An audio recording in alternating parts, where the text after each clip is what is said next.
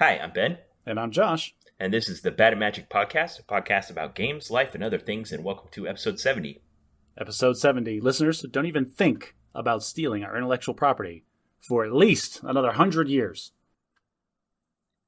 Okay, I had a unit I used to have to teach about this when I was a computer teacher in Las Vegas, and it was amazing to me the amount of detail they wanted kids to try to remember about this, but this was at the time of Napster and, media pirating and stuff like that. So I probably know more than the average person about this, but why don't you refresh our memory and tell us what the connection to the number 70 is? So, copyright law in a lot of the world, including the United States, says that a work that is produced by a content creator is copyrighted for the life of the person that created it, plus 70 years. 70 years, just some arbitrary legal number that's forever enshrined in the public law. Actually, but it wasn't always. For the longest time, it was just for the life of the creator. And then it was the Disney Corporation that came in after the fact and started pushing legislation through for the plus 50 at first. And then now it's up to plus 70. Really? Disney? Because do you know specifically what they were trying to prevent? Yes. They were trying to prevent the copyright from expiring on all of their animated products when their creator died. Yeah, I can see why they're interested in that. And then it becomes what, public domain? Yes, after that time span, the person who created it plus the 70, then it goes into public domain. You're making me imagine a future where the Bad at Magic podcast becomes public domain. What would people do with our sultry voices, Ben? They would wish each other a happy Easter. Oh, happy Easter to you too, sir. Thanks, Josh. So we've never recorded on Easter before, so let's take a minute and talk about it. It's a pagan holiday celebrating the spring equinox, and we take all of these, we make sacrifices and things to the different fertility gods and goddesses. Yeah, so as I've been teaching my seminary students the Old Testament this year, I learned why Easter is celebrated when it is. I mean, I always kind of knew, but it would always confuse me as a kid because it changes. It's the first Sunday after the first full moon after the vernal equinox. And it's back in the day. It's like, all right, people, listen up. We've got a lot of pagans that live in this city, but we also got a lot of these Christians that are up and coming. We need to simmer these people down and try to consolidate some of these holidays. So We've got this Christian feast of whatever. Was it Passover? Is that what Passover? Very good. We've got Passover. And it was not a Christian feast. It was a Jewish feast. But Jesus was Jewish, Ben. Right, but they don't know that. Anyway, we had a government with two opposing views, and they were just trying to cram everybody into the same city without having riots all the time. So they consolidated some of the holidays. Yeah, and like any holiday, there's just been this weird mashup of all the history of the past and the influences of modern life, like the desire of people to just have something to have a day off work or a party over or a company to sell you products of, and it's become the thing it is today. So what did your family do to observe it? So yesterday, my extended family, we all got together at my parents' house. We hid eggs full of candy and or money, like randomly around the place for all the kids to go find. That's a relatively new development. Yes, there's a handful of the money eggs, which we take special care to hide extra hard. Wow. So, for example, everybody was hiding eggs, and then me and my brother were tasked with hiding a couple of the money eggs, and so we hid them in places that no human person should have been able to find. But, of course, children are tenacious, and they found them in no time. Yeah, awesome. So your kids are like the prime age for really enjoying that kind of thing. Yes, and then we drank too much, and my wife and I were just so ready for bed. But we had to stay up and stuff a bunch of more plastic eggs full of candy. We just did candy, and we had to hide them all over our house last night when the Easter Bunny came and both my kids were asleep. So one thing I would say to someone that is maybe thinking about, maybe a young single adult that's thinking about starting a family and stuff, let me tell you, one of the cool things about starting your own family is that you now get a chance to start from square one as far as any traditions that went before you. And you can decide what you did growing up in your house that you want to do or what you don't want to do, and you get to make your own rules. Do you know what the best tradition that I got to implement is, Ben? What? No Christmas music until after Thanksgiving. Period. You had to lay down the law about that? Oh yes, that's a hard and fast rule in this house. There is no Christmas in my house until Thanksgiving is over. Okay, so Easter has really, probably of all the like combined paganized, commercialized, secularized holidays, that really offends me the most, with all of the just pastel colors and chocolate and bunnies and stuff that has nothing to do with what it was about. I completely agree, and that's why I make a firm commitment every year with my wife that we are going to celebrate it as it's supposed to be, and we're going to do some hardcore fertility rituals later this evening. I was waiting for the other shoe to drop. Yes, and for me, it's also a celebration of the resurrection of Jesus Christ.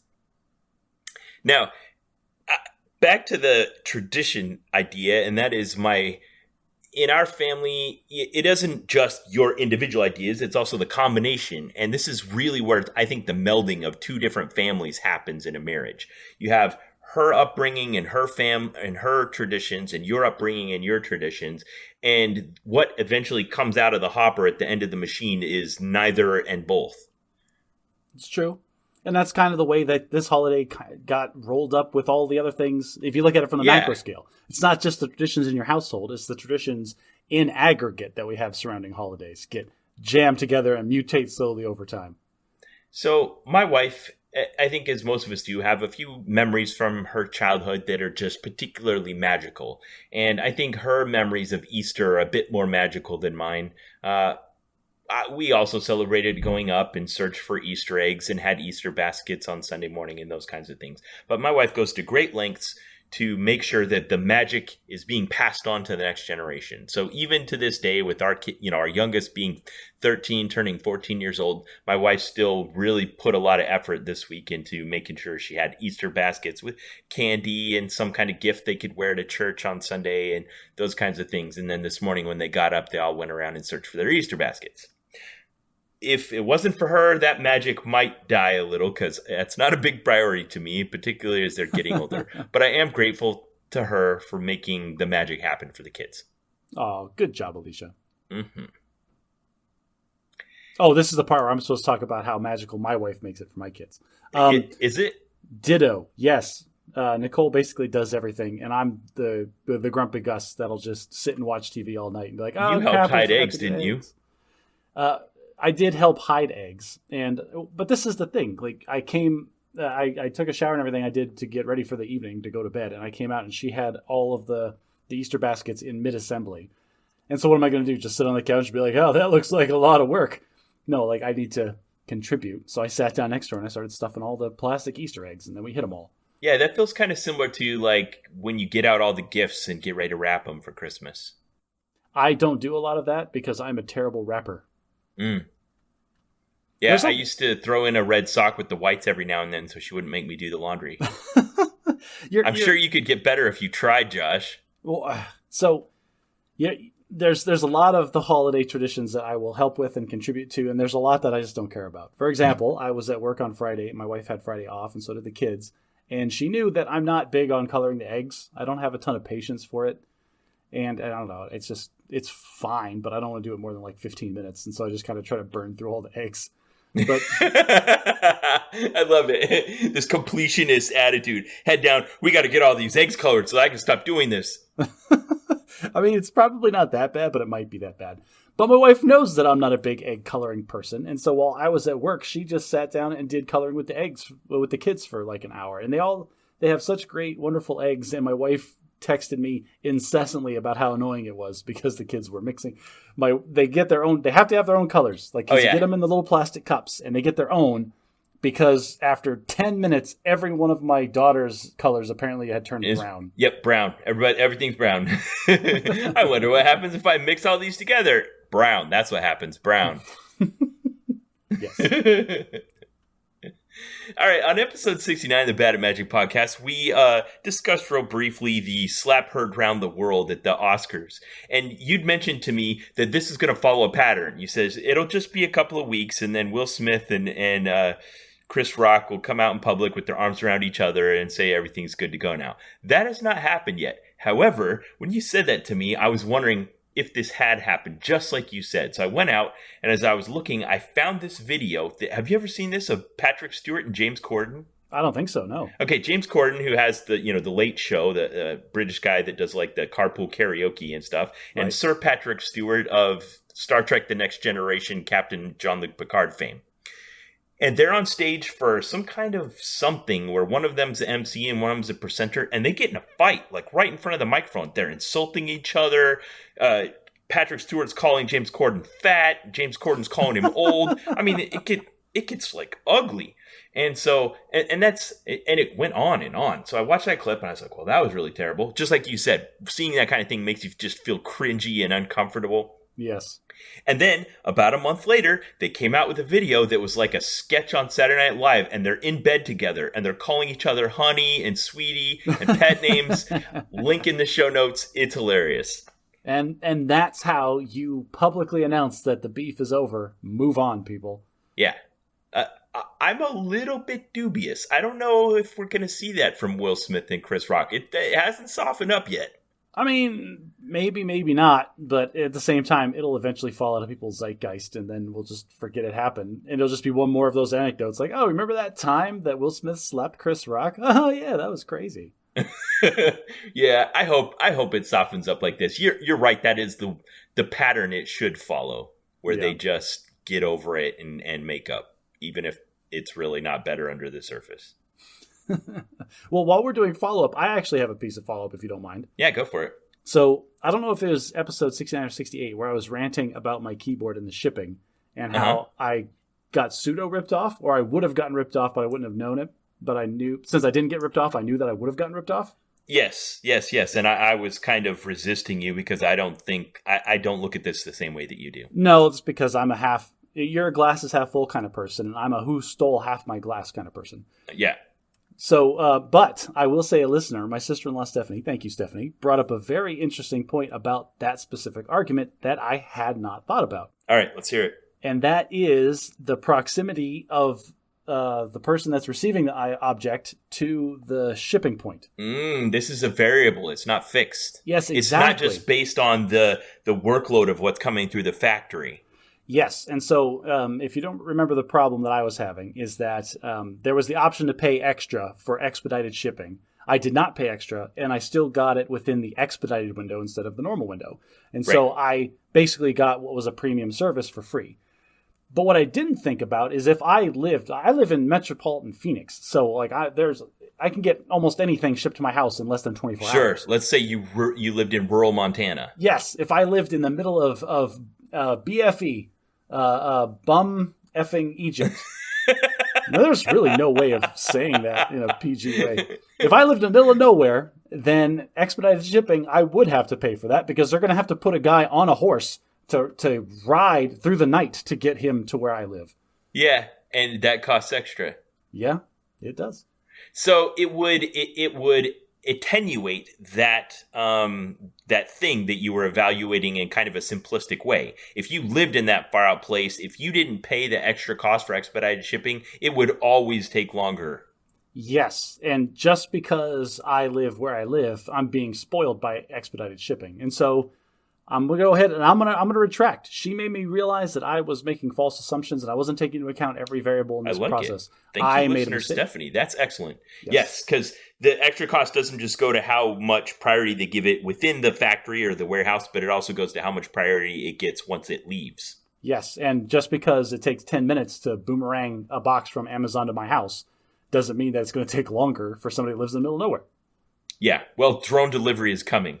I was listening to a TED Talk this week about this drone company that's using drones to make deliveries, and they're doing it in other countries where they don't have as restrictive airspace laws as we do in the United States. So I think in this one it was like Kenya or Uganda or something like that, and they're way ahead of us when it comes to drone delivery because their laws aren't too restrictive. The other problem with drone delivery in America is our gun laws. I promise you there will be neighborhoods where every drone that flies through it's going to get shot down. Are you saying they don't have guns in Uganda? Well, I'm saying that not like every Ugandan has like a shotgun for fun. Like the guns they have in Uganda are probably AK-47s. I mean, if you shoot a duck, then you get to have duck for dinner. But if you shoot an Amazon drone, you might get like an iPod. Or a laptop computer. Or like a bath sponge. Who knows what you're going to get? Why do people steal boxes off other people's porches, Ben? Because people are terrible, that's why. Yeah.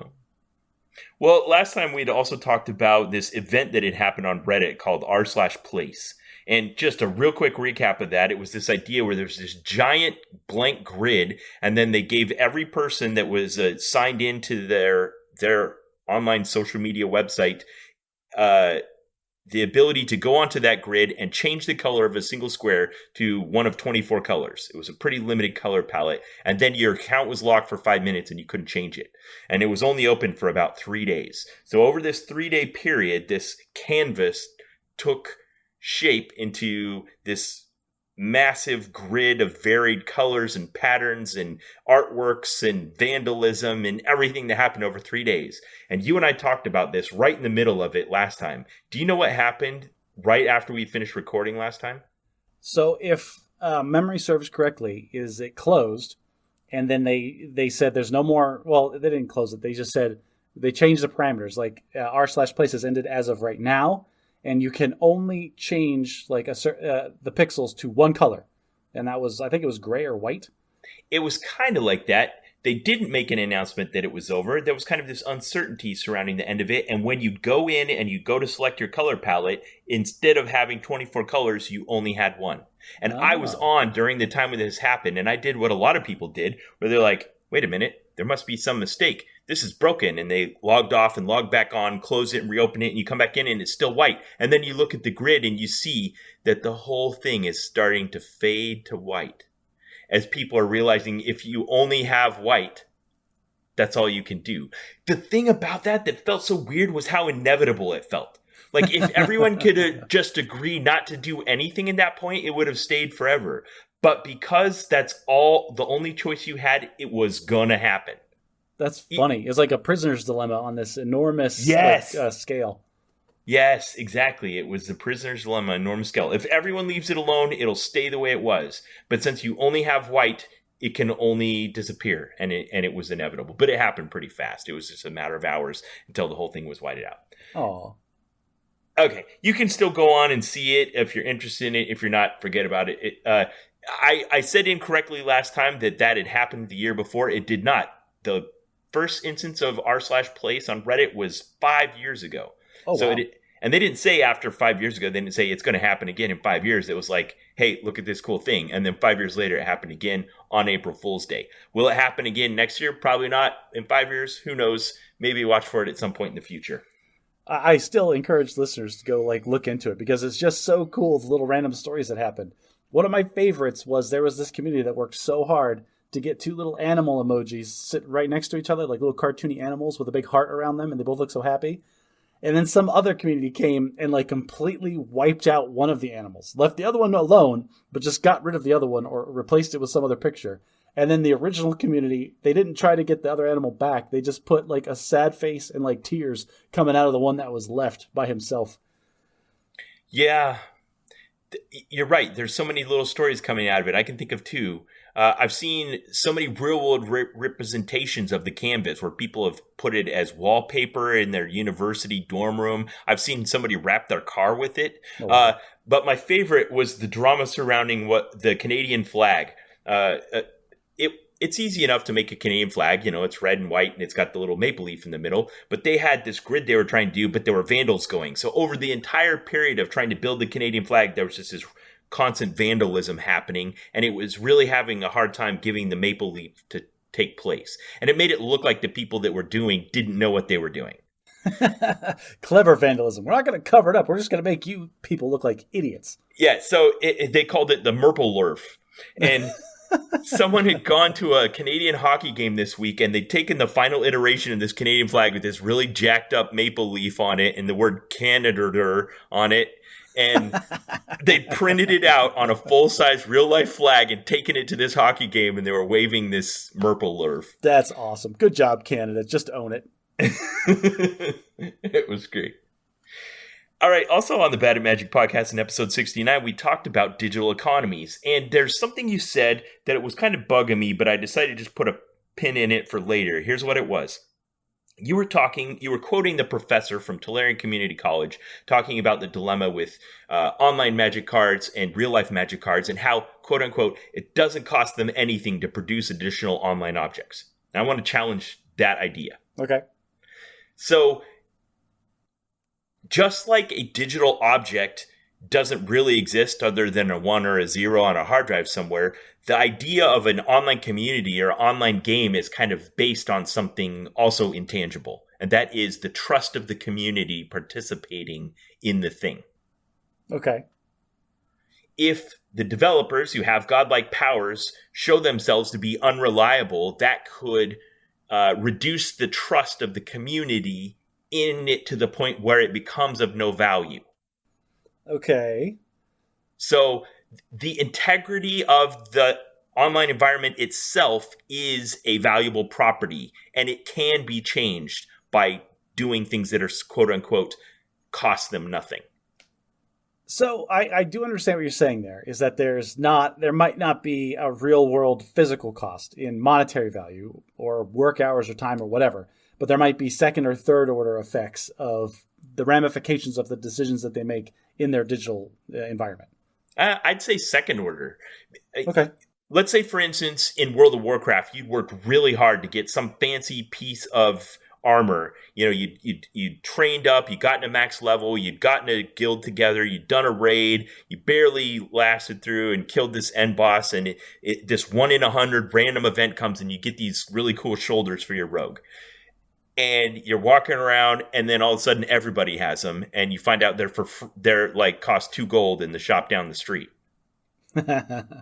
Well, I mean, yeah. I see what you're saying there. Like, but does the fact that the object is now easier to get for everybody, does that remove the utility that you derive from having them yourself? What do you think? I mean, a little bit probably, but we're a lot of it. Yeah, okay, but we're doing apples to oranges a little bit here, because if you recall the conversation we were having where I kept saying it doesn't cost Wizards anything to do this in their digital environment, I was talking about things that would benefit me, the player. They don't do that because doing so would detriment them, the manufacturer. That's the issue here, is that the digital goods don't cost them anything, so they could give them away more, but they sell them for more than nothing, and so they're going to continue to try to maximize sales as opposed to trying to maximize utility for me, the player. Yeah, I don't think those two objectives are necessarily mutually exclusive, although sometimes they're misaligned. But a developer or a game producer trying to create an environment where things have integrity and where scarcity is a part of the environment, it's a delicate balance. And if they mess with it too much, they can ruin it. I don't know of any examples off the top of my head, but I do know of one in real life. Can you think of any? Where just giving something away for free caused a huge problem? Yeah. Not off the top of my head. I was not prepared for this conversation. So this happened in real life so early on in the development of Magic the Gathering, the physical trading card game, they did the first run of Magic the Gathering, and it was so popular, it exceeded all their expectations and sold out very rapidly. And they came out with a second edition, and the cards were slightly different. So they'd created a permanent physical scarcity in that if you had cards from the first edition that were the really highly sought after ones, they were going to be valuable forevermore. If you were to find somehow magically like a Magic the Gathering Alpha Edition starter deck and you open it up and there's a mint condition Black Lotus in there, it could be worth $500,000. Okay. Easily. Right. Now, at some point, there was this Wizards of the Coast had done what they call a reprint, where in a future set, they print the same card again so that it has the same function and power in the game as the previous card that was printed. Well, collectors maybe had paid a great deal of money for a card, and then when a reprint happens, it reduces the value of their old cards. This has happened, this will happen, this will continue to happen, but what particularly is there was a subset of the cards that had an extremely inflated value, and there was starting to be anxiety amongst the collector community in the secondary market that the fact that the publisher could at any point arbitrarily come out, reprint some of the cards that they had a lot of value, and it would destroy the value of their collections of these older cards. I get that, and I know what you're saying, but at the same time, we're talking about that's the secondary market. Like, Wizards has no stake in the secondary market. They don't see any of the profits from it. So here's the thing. So they signed this agreement. I don't know if it actually has their signature on it, but they call it the what is it? The reprint list? Or the reserve or the list? Reserve list. Yeah, That's reserve it. list. They said okay, secondary market. We understand you're part of the community and part of our game, and we know that if we did this, if we reprinted these cards that are very valuable, it would destroy some of the value. So we promise the cards on this list will never be reprinted ever again, ever. Cross our hearts, hope to die, unless we put it in a secret airdrop. And that was a big deal. And again, that gets back to the integrity of the thing. Just like an economy of a nation where the government has the right to print money, but if they print too much money, it reduces the value of everyone's money. Ben, I just want free stuff, man. Yeah. I don't know why you're making it so difficult. I'm just saying that just like in these digital economies, even though it seems free to print more money, it isn't. The integrity of the system itself is at stake, and scarcity is part of what makes it work. Agree to disagree. And we can nitpick that thing forever, which we did on episode 69. So if you're appreciating this discussion about digital economies, boy howdy, do I have an episode recommendation for you. Well, this is a supplement. I've said my piece. I will choose not to argue it further. Okay. I had a problem this week, Josh, and I want to tell you about it. As you know, I've been playing a lot of disc golf lately. I've been playing for about a year and a half, and this week I threw my first ever ace. Ooh, is that the disc golf term for a hole-in-one, I presume? That is the disc golf term for a hole-in-one. It was glorious. I was 200 feet away from the hole, and I threw this just beautiful gliding shot that curved right towards the hole at the end. It hit the chains, dropped into the basket, and I looked around, and there was not a soul in sight. And I had to enjoy my accomplishment all by myself. So you didn't actually. This is Schrodinger's hole-in-one. It may have happened. It may not have happened. I got to enjoy it myself. And then I proceeded to do the rest of my round at my usual course, and I looked at my average, and my average still isn't coming down. Like, over time, I've kind of plateaued, and I realized what it is. There's a lot of glory and enjoyment you get out of increasing the length of your drives. You know, a really long drive is just a beautiful thing to behold. It sails up into the air and glides and bounces on updrafts and just sails forever. But if you can't putt, a long drive is worthless. But the thing is, learning to putt good, it sucks. It's just drudgery. And I realized this has been a problem, not just for me in the game of disc golf, but in my life. Like, I'll try something new. I'll be seduced by the exciting parts of it. I'll learn about it. I'll enjoy it. I'll get better at it. And then I'll hit this wall where I've reached the putting problem. And this is where you've reached, this is how good I am naturally. And now to get better than this point, I've got to actually work at it. And I just don't want to. Because I'm a little kid and I don't know the rewards of practicing. So here's my question, Josh. What are some of these things in your life where you've reached the putting problem? The putting problem. Okay, so the jerk part of me wants to say I've never reached the putting problem because I'm naturally gifted at everything that I touch. But that's absolutely not true. I will say that woodworking is one of those where, okay, so take a step back for a second, and then any hobby. We can apply this to anything that you want to do. There is absolutely there's this there's a lot that you can pick up really quickly and improve very, very, very, very fast, and like pick up a lot of basic skills and get. It's logarithmic. Good. Yes. And then it's incremental improvements over a long period of time, and you have to earn them, and you really got to dig and work for it. And so I feel like woodworking is one of those things because I'm at the point now where I understand, like, it's the Dunning-Kruger effect, I guess. I've gotten to that point where I understand that, like, oh, okay, if I want to make this look tiny bit better, I need way better skills in, like, joinery or in finish work, or I need to take more time, like, you know, concealing these seams or whatever. And it turns into, like, oh, I have functionally the same item, and it has tiny little improvements that make it aesthetically more pleasing, but it took like almost twice as much work. Nice. That's exactly what I'm talking about. I was thinking about all the different areas of my life where I've gotten all of the easy gains, and now all that's left is the hard stuff. Like if I want to get better at putting, I have a basket in my backyard, which is really boring, but I could go out there, stand 30 feet away from that basket and throw 500 putts, 5 days a week. And I would get better at putting. But man, that's drudgery. Like that's not the fun part. Oh, I don't like throwing a frisbee in my backyard. That sounds terrible. Not throwing a frisbee, throwing 5,000 frisbees in your backyard. Man, talk about first world problems. Oh, Josh, I want to get better at my disc golf, but I don't want to practice throwing a frisbee. There have been times in your life where you've been at the pinnacle of a thing. Maybe there was a time in like the early history of World of Warcraft where your guild and your characters were right up near the top. Okay. Do you feel like during that there was a part of that was just utter drudgery? Yeah, because if you're at the peak of anything, it is a ton of work. Like you see this all the time. Look at all the Olympic athletes and just the routines and the programs that they have to submit themselves to. It's what separates them from the ordinary people. Right, exactly. And so then you, Mr. Ordinary Person, you have to draw a line in your own life.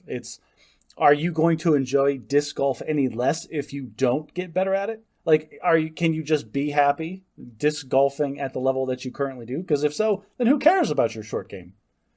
Yeah. How about running?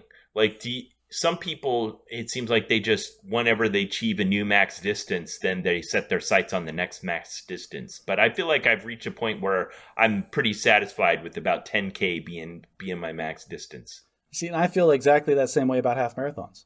I've run enough half marathons that I feel like it's an achievable goal. It's not ridiculous amounts of training. And any farther than that, it really starts to eat into your life for just getting the miles in every week for the ramp up to it. So, yeah, everybody, it's like I was saying with your disc golf. You just have to, after you achieve those gains, those easy gains, and you get into the drudgery part, the putting problem of whatever hobby it is that you're doing, that's when you decide, I'm probably going to be at this level unless I devote a ton more time to it. Am I happy doing the activity at this level? And if the answer is yes, then, buddy, you just found yourself a new hobby. Because it doesn't matter if you get any better. You still enjoy doing it, then who cares? Yeah. So I was thinking about other areas in which I do this in my life. I know I do this when I play Magic the Gathering. Like, there were the things I was good at. There were the parts of the game I gravitated towards. And then whatever deficiencies are still in my game are the stuff I generally don't do because I find it to be unpleasant. Practicing certain deck archetypes that I don't normally use, forcing myself to draft the best uncommon in the common in the pack over the fancy rare, those kinds of things. Playing strategies I don't like. I will still get on your case because you spent the money on a Humans Modern deck, which is another top tier deck in the format that you play, and you just, for all accounts, just don't play the deck because you don't want to. Yeah, and we can argue about whether or not it is a top-tier deck. I think I was late to the party. It's not a top-tier deck anymore. Well, we don't have to get down into Magic Gathering minutia. Yeah. But that's part of the game that I find most enjoyable, which is why I draft all the time. I want to try new stuff every time I sit down. Yeah, and it's rewarding for that. But if you're setting your sights on some type of achievement that's difficult to accomplish, you're going to run into some form of the putting problem sooner or later. And I realized as I had this epiphany and I started to think about the way this has manifested itself in my life, I was looking at the fact that I didn't get promoted from 04 to 05 in the Air Force. And I feel like there was some form of the putting problem in that equation, where there was something that was required of me, something I needed to do, something I needed to give that I found to be unpleasant or unimportant to me, and I didn't do it, I didn't give it, and I therefore didn't make it. Another way we can phrase this is the diminishing returns. Like the amount that you're getting out of whatever you're putting in, decreases as you put more effort into it, as you get farther along into it. There's a point where now you have to put in a ton of effort to get a little bit of gain. And yeah, everybody has to draw a different line for if it's worth it for them or not. I like that perspective. I feel that makes it feel more like I'm a victim of what happened to me. It was simply a trade-off. Oh, no, absolutely. You are not a victim. Like, you made your choices. You made that bed. Now you go sleep in it. It's just, You have to settle with the fact that Personally, like, could I have gone farther in the military if I had put more effort into it? Yes, probably. But I don't think I would have been as happy if I did. And so I'm so comfortable with the decision I made, even knowing that I could have done something different. Does that make sense? Yep. Yeah. And you just have to recognize that you're going to make the best decision that you can at the time that you're called to make it. You didn't put in, like, there was opportunities, even if you didn't recognize, you knew that you had to put in, X amount of effort to get the incremental gain back to possibly make the next grade. And at some point, it just was too much. It's harder when you're facing something where it's not as clear how much you'll have to give. Like if they say, all right, here you are at level 4, and in order to get to level 5, you need to give X amount effort. And if you give less than X amount effort, you won't get to level 5. If it were that simple of an equation, then it would be a lot easier of a decision to make. But it's like, well, you need to give at least X amount effort, but some people may give 2X effort. And if you're surrounded by other people that are giving 2X effort, then you're not going to show. So maybe you need to give 3X effort. Well, and that's the thing, is the way that these promotions work, it's almost like they lined you up at a starting line. All right, everybody start running. And the first, after a set amount of time, whoever's the maybe 800-ish people in the front, it'll change. Might be more, might be less. Those are the people we'll promote. And now it's that prisoner's dilemma where everybody's got to eyeball each other and figure out who's going to put in more effort or less effort. Yeah. That's a great metaphor. I love it. And at some point, people are going to start dropping dead from the effort, and everybody's going, and they're all looking at each other and like, we don't got to run this hard, but if I stop running and he keeps running, then I won't make the cut. So prisoner's dilemma. That's how you end up in a dead sprint with people at the front. And then people like me at the back are like, I'm not even going to leave. Like, I'm not running. This sounds stupid. Yeah. All right. Well, I'll let you know if I decide to put in the extra 5,000 putts to improve my disc golf game. But throwing a hole in one sure is intoxicating. But is that where we started this conversation? That was a long journey. Yeah. Oh, existential even. Well, then let's do an existential discussion about parenting. It is time for bad at parenting. Excellent. So, Ben, I had this wonderful experience in my life yesterday when I was taking my kids to soccer, and I want to share it with you. Okay? All right, let's hear it. Okay. So a couple of weekends ago, we went to one of my kids' soccer, actually both my kids' soccer games. And unbeknownst to us, before we got there, we were also sharing the fields with the local traveling lacrosse teams. Okay. So the population at our local soccer area for the little kids was easily tripled. No, wait, hang on. So in Arizona, they do all the summer sports in the winter time and springtime? It's already 90 degrees outside, Ben. Okay. Yeah, it is, for all intents purposes, for any other state, it is summertime already. Right. We'll get to super summer later on in the June, July timeframe. Anyway, so we go to our normal soccer fields, and normally it's pretty tight, but there is enough parking for everybody. This time, there was no parking to be had. And so we had to park a good quarter mile away from the actual fields and then hike over there with all of the stuff. Because the lacrosse teams were there. Yes, there was just a lot more people, a lot more cars, a lot of traffic. There was just nowhere to park. Got it. And so I had to do the daddy mule thing where just beast of burden, load me down with everything we're carrying. Oh, here's the cooler. Yep, give me that. Give me the folding chairs. Give me our shade thing. I've got my dad hat on. And I have a big floppy hat that goes the brim all the way around that I used to wear. Oh, I was wondering if it was like a Father's Day gift or something. Oh, no. I call it my dad hat. World's okayest dad. It looks ridiculous, because it's just a floppy brim and it goes all the way around. I've seen photos of you with that hat on. Here's the thing: is I wore that when I was doing pools to keep the sun off me, and I really like the hat. It is perfect. I've seen you in person with that hat on. Yeah, there you go. It keeps the sun off my neck and my it's great. It's a great hat, and so I've just accepted this hat looks ridiculous when I wear it in a t-shirt and shorts, but I'm gonna wear it because I don't care. Who am I trying to impress? That's why I call it my dad hat. Okay, same reason dads wear socks with sandals. Cooler, hiking a quarter mile to the soccer field. Okay, so then after that experience, my wife and I were like, you know what? That was a pain. We really should take that next step and get one of those collapsible fabric wagons with the big off-road tires on it. And you know what I'm talking about. Yeah, to increase your local mobility. Yes, to make my life a little bit easier. The next time we have to haul all of our accoutrement a quarter mile through off-road terrain to get to our stupid soccer field. So is there no bleachers? You have to bring your own chair? Yes, it's just a grass field that they put lines on. Okay, so you got to bring your own stuff. So camping chairs, coolers. Yeah, camping chairs, coolers, and we always have like a shade thing that we bring now. One of those big collapsing shade deals that goes down into the... Dang, you've really accessorized the parent gig here. Ben, did I not mention it's already 90 degrees outside? Yeah. Like, it's okay. We will melt if we don't have like this stuff. Well, then kids are expected to go out and run around. They don't get a shade tent. No, they don't. They get lots of water. and mandatory shift changes or swap outs or rotations, whatever. Anyway, so we had the wagon that showed up, and then we were loading the car for yesterday's trip to the soccer fields. And I knew that the lacrosse people weren't going to be there, so parking was probably going to be okay. But I put the wagon in the car anyway because I'd rather have it and not need it. And we get to where we're going, and we park really close to where the field is. And I open the back, and I've got the wagon sitting there staring at me. And I'm like, you know what? Not today, wagon. Not today. Because in my mind, that wagon is one more step to the minivan.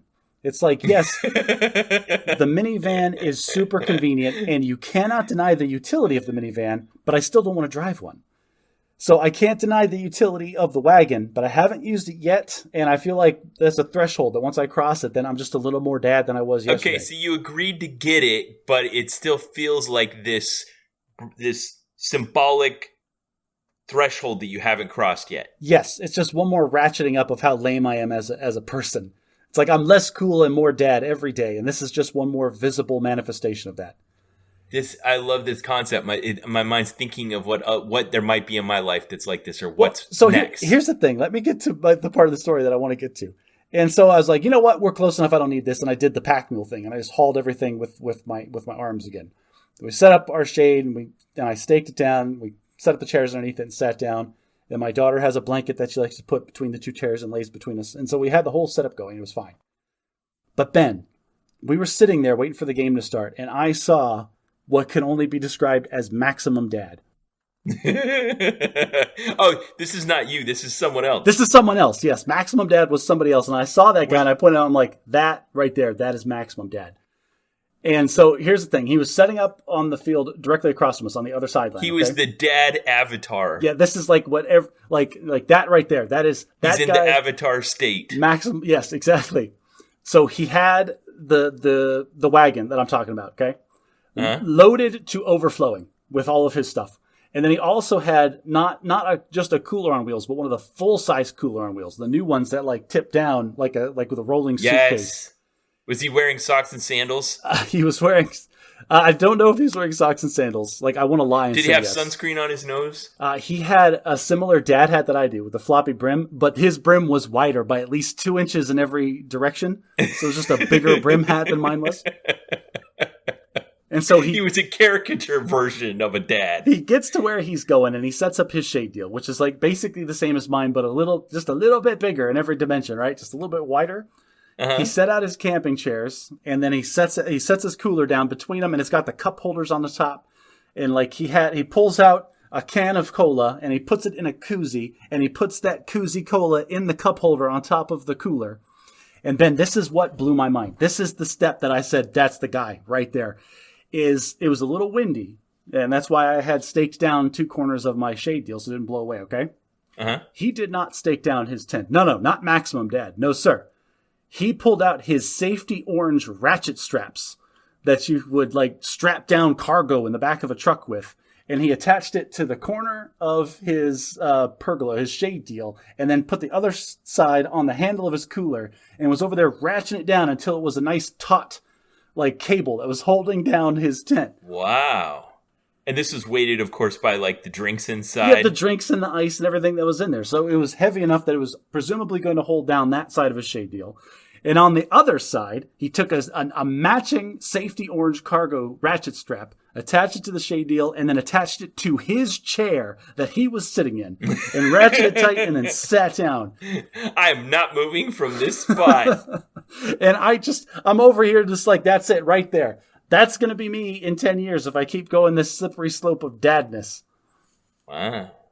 I don't know. The things that you're required to do as a dad change. But I get what you're saying. It's the I don't want to be a minivan van driving, emasculated, specifically dad-oriented person.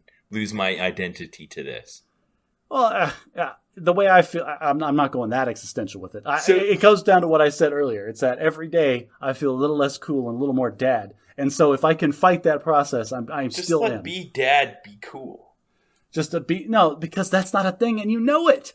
Think back, like your dad isn't cool. Your dad thinks he's cool, and at some point that stops being cool. Okay, so I'm glad you brought that up because I found myself doing this. Where I'll be in public with my kids and realize that I've done something that's embarrassing to them, and they'll try to point it out, and I realize how little I care. And it's not that I'm trying to embarrass them. It's like, I did it. I'm at the place where I'm doing the thing, and I realized that my dad wasn't doing it on purpose, and I'm not doing it on purpose. I'm just being myself. I don't care. Okay, so sometimes I do that on purpose.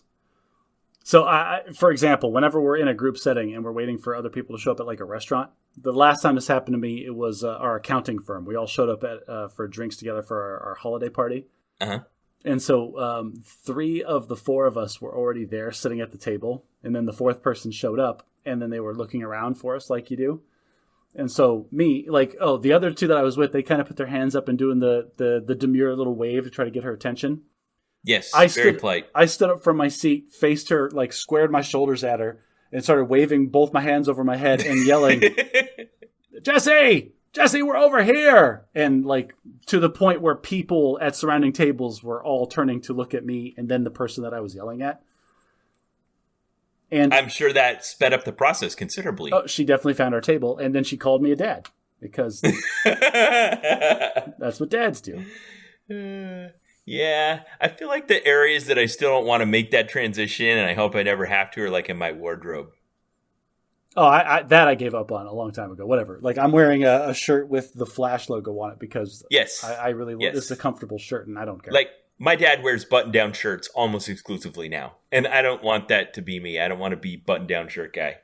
Well, that might just be a fashion thing too. I've already said, I have documented on this podcast, I'm never giving up my cargo shorts. You can take those from me in my cold, dead hands. I will be buried in a button-down shirt, a tie, a vest, a jacket, and my cargo shorts.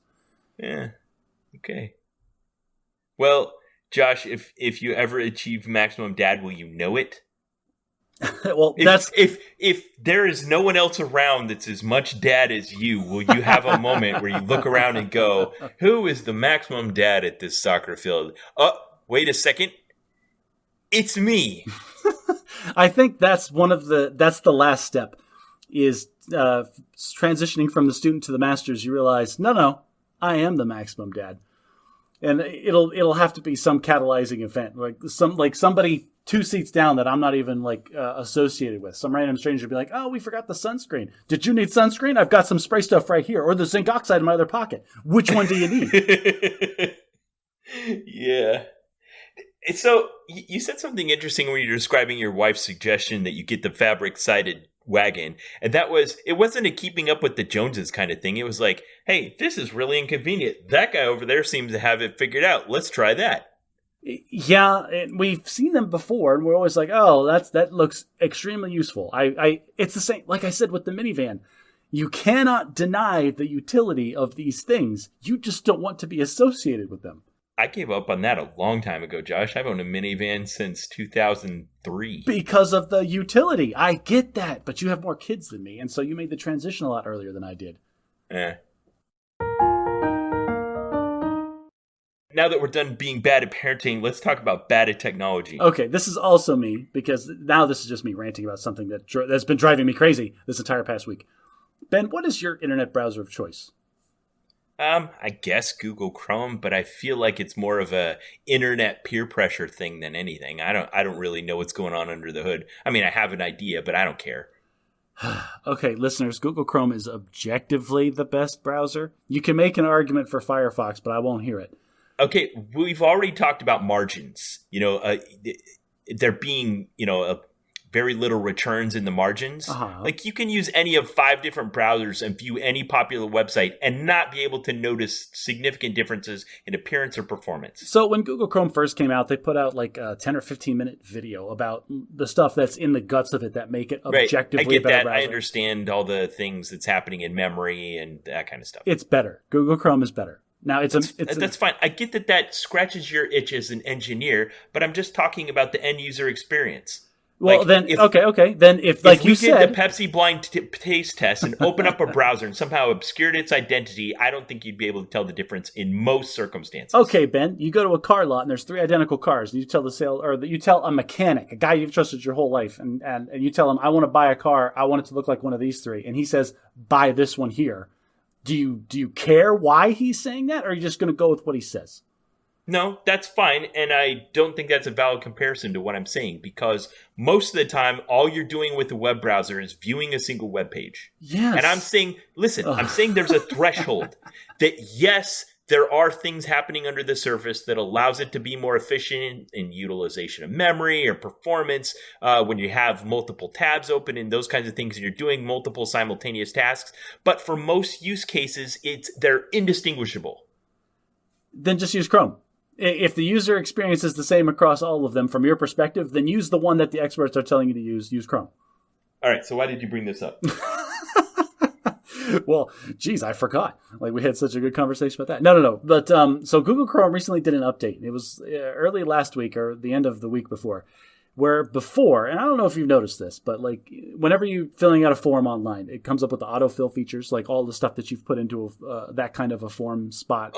I'll take a tangent on that in just a second, but go ahead. Okay, so I use that feature a lot because I go to the same websites a lot when I'm doing work for clients or when I'm just browsing the internet or whatever. And it made this very minor change, whereas before, when I started, I typed the first like 3 or 4 characters of the thing that I'm going to autofill, and then it gives me the selections like, oh, these are the things that you filled out before, like my email address, for example. And whereas before, I would just then hit the down arrow 2 or 3 times to get the rest of my email address. And then I could hit tab, the tab key on your keyboard. Listeners, if you're not aware of this, hitting tab will take you from the current input box that you're on a web page, and it will tab you into the next one. So then you can continue to fill out the form without having to take your hands off the keyboard. And before, if you had selected or highlighted the one that you wanted auto-filled out and hit tab, it would take that full thing and drop it into the input field that you were typing in and then take you to the next one. Now, super annoying, Google Chrome, like you'll arrow key down to the one I want it to fill out and hit tab, and then it just leaves the 3 or 4 characters that I typed, doesn't fill in the rest, and goes on to the next input field. I've got to actually take my hand off the keyboard, grab the mouse, and click on the whole word that I want put into the input field. Okay, I get it. Josh, you have a degree in computer science. Did you look into this and figure out what problem they were trying to solve, why they changed this default behavior? No, I have not done my due diligence on that. I'm sure it got replaced with something. Generally, there are certain things that they could have be different everywhere, but they try to standardize, and this is one of them. That's not specific to Google Chrome. Internet Explorer, Edge, Opera, Netscape, whatever the heck you want, they all kind of do a similar version of that. So I'm wondering why they changed it, and you haven't found out. I have not found out, but I've also not dove in to look into it because I don't care. I just wanted to go back to the way that I was used to using it.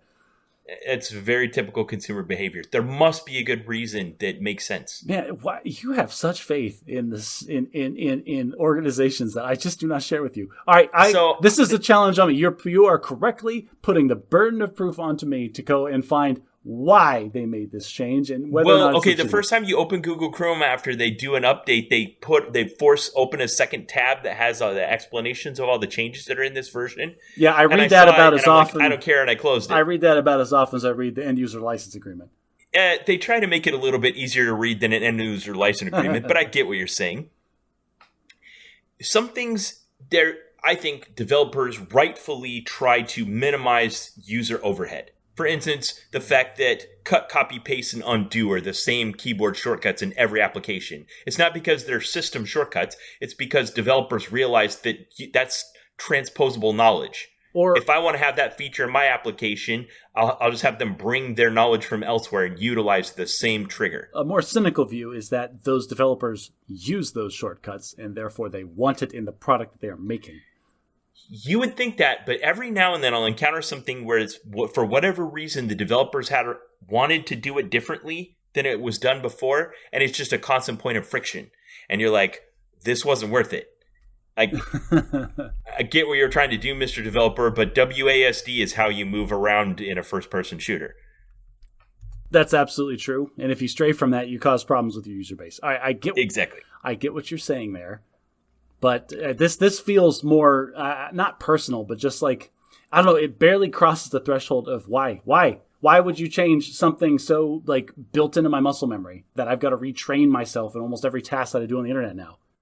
All right, well, if you're not going to look it up, then I will, because I want to know why they change it. There must be a good reason. There must be.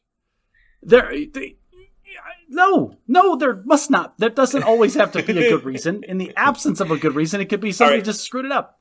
You attributed this to me as a person as if it's my natural optimism and good-naturedness. But I'll tell you, when I worked for Microsoft for 3 years, I was there for 2 major product releases. And I went through all of the training and all of the knowledge that they never, ever give to end users, that they do give to tech support technicians. So, hey, we're here. We're using Microsoft Office 2000. We've got Microsoft Office 2003. Here is everything you need to know about Microsoft Office 2003. And they train us on all the features and all the changes. Before you had this, and now you have this. Before it was the menus, now it's the ribbon. All of the features are still there. This is how you can access them if you're a rebel and you want to go back to the way things were before. And here's how and it's, I was astonished at how deliberate every little thing had to be on the part of the application provider. So when they make a change, like before we used to do it this way, and that's the way users expect it, and we're changing it to this, they have a really, really good reason, because they realize how much inertia there's going to be, how much friction it's going to cause. So there's got to be a reason. But I know there is. Ben, you're talking about the early 2000s. That the before times, the long ago. Like, did you have to feed punch cards into your desktop to get things to work then too? Like, things have changed. We did have a version that came on floppy disks at that time. Yes. Oh, floppy disks. Oh. I do not miss those. I don't. Yeah. Okay. Well, I'll find out, and that'll be a follow-up next time. For Bad at Logic this week, we have it is an even number, so we'll talk about a logical fallacy, and I have selected ambiguity. Yeah. Now, the sense that you need to think of this logical fallacy is someone deliberately using ambiguity to subvert logic. So the definition says, using double meanings or ambiguities of language to mislead or misrepresent the truth. So I had a friend when I was in high school. His name was John Renfro. And he was so good at this that when someone would do it, we would call it a Renfro. And that is, someone would ask him as a question, and he would utilize ambiguity so that he never technically was telling a lie, but obviously was misleading them against the truth. John, have you done your chores? Yes. Signs point to yes. Ask me later. Yeah. So, if you're deliberately using, or you can sense that someone's deliberately using ambiguity, maybe a good context in this might be someone that's trying to be a prognosticator and gather trust or faith based on their ability to prognosticate the future. If they're utilizing ambiguity as a way to create multiple paths rather than being specific about what it is.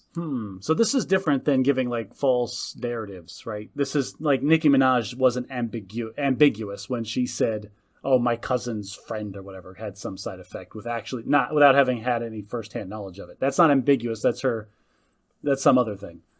Right. Okay. This is like just if you remember, there was that senator from Texas that flew to Mexico while everybody else was having the power outages. Ted Cruz. Yep. Yeah. And they were asking him, and he was utilizing this logical fallacy to dodge having to answer the questions about it. Yes. Okay. So basically, anytime my wife asks me definitive questions. So, right. Actually, I have examples of this in my life recently because I accidentally purchased an upgrade for my computer again. We won't go into the specifics about that. accidentally purchased an upgrade. Listen, the algorithms got me, okay? They put it on sale. They knew I wanted it. Like, it's a whole thing. But my wife asked me several times, it's like, so why did you get this again? And I said, oh, well, because, it's just so much better. Like, what do you mean? Like, well, this has, support for PCIe 4.0 and then, like, double the data rate between the GPU and the graphics card. I'm like, okay, but why do you need it? Oh, because of all of the uplift. Like, it's so important. I feel like Nicole and I could have a really good discussion about which web browser to use. Well, she kept asking me definitive questions, like why, and I just kept telling her how it was better. And she rightfully kept asking the question because I'm not answering her question. Like, why did you need it? Oh, but right, it's just of course. Better. Yeah. But why do you need it? Well, because the real answer is I don't. And we both know that. And she's just trying to make me say it so I feel bad. Okay, so listeners, while Josh was in the middle of this process, he sent me a text message and he said, Ben, I'm thinking about getting this upgraded processor. Try to talk me out of it. Yeah. So I did. I took that assignment seriously and I tried to talk you out of it and failed miserably. I need you to tell me now, what function really were you asking me to fill? So when I texted you and I said, Ben, talk me out of buying this, or tell me I should buy this, or like something along those lines. And what I wanted you to do, I wanted you to embody the other half of the conversation that was happening in my head. It was the argument going on like, I really want this, and the other, like the pragmatic portion going, we don't need this, like in any sense of the word need. And I needed that part, the part that I didn't like. It's like, well, I don't like you, pragmatic part of my mind. I wanted to extract that from me and make it an external thing. Ben, you be that person. Ben, I want you to be this external thing that I don't like. You be the white shoulder angel. And that way, all I have to do is say all the reasons that I want it for, and that eventually talked myself into it.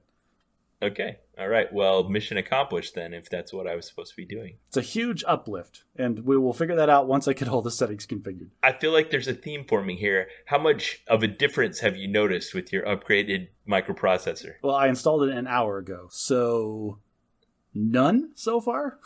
Jury's still out. Yeah. Yeah. The same as I'm trying to think of an instance in which I could notice the difference between web browsers.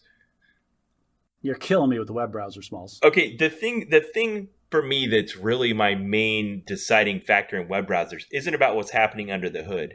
And I like that you use the comparison of cars. I'll come back to that in a second. It's the integrated user experience. Okay. Like, if they have the kind of web browser where if I have the web browser on my phone and on my PC, and I can, like, access the same web page I was going to, or I have the same list of favorites with very little effort on my part. Oh, okay, so this was the thing I put a pin in earlier. My wife and I were early enough adopters of the internet that it hadn't really congealed. Gosh, I'm getting too existential here. Okay, so back in the old days, if you wanted to contact somebody, you called their house phone. Yep. And that person's identity was layered on top of another system that was based on the limitations of the electronic system. But as the internet's developed, as the digital world has developed, we've been able to take that and detach it from a geographic place and have it specifically be associated with the person, sometimes even validated with biometric identity. So now you, Josh, look at your phone and I don't know, what does it use? Your face or your fingerprint or whatever. Right, my fingerprint. And it says, oh, this is Josh Fleshman. And it doesn't care where you are on Earth. And I don't have to think about that. I can just be like, I want to talk to Josh Fleshman. And they don't go, oh, you mean in the, in Phoenix, Arizona, in this area code, in this time zone, on this place on the map? No, I just want to talk to Josh. The one who put his thumbprint on his phone and has Josh's thumbprint. That's the one I want to talk to. So before all that happened, it just was like you logged on to AOL or Prodigy or CompuServe and you had an online identity and maybe you got an email address or whatever. And I didn't realize back then that I was going to be getting an email address that I would have for the next 40 years. Yep. That's well, along with that, there's also like you log into the computer and we've started to layer other things on top of it. Autocorrect, password remembering, website remembering, all the websites that require you to sign in for various things and all the things they do with your identity that add little or a lot of value to you. And at some point, my wife and I had that thing happen where our identities got intertwined in the Apple ecosystem. Okay. So, like, we both logged in with the same email address to the same thing, and now when I, like, go into Google Chrome and I start typing in my email address or my address, it lies, oh, do you mean Alicia? And it tries to put in her email address and her phone number. And I cannot, if I go in and erase it, then it'll be erased for her. And I just, whatever. So I always type it in manually every time because I can't deal with trying to figure out the autocorrect thing because our digital identities are intertwined. I wish someone thought of this and was like, give me an easy button, Microsoft or Apple or Google or somebody, like, hey, do you want to keep your same email address but disentwine your digital identity from another human? Yes, that's why I want to click that button. Give me that button. You're aware that Google Chrome does this, right? Like when I go to auto fill out like a shipping address or something on any website, I type one letter J, and then it gives me like 5 options, and each one of those will fill out the entire form with different information. Maybe you're right. There are instances which I'm still running into this, and it just feels too confusing to try to overcome. Oh, no.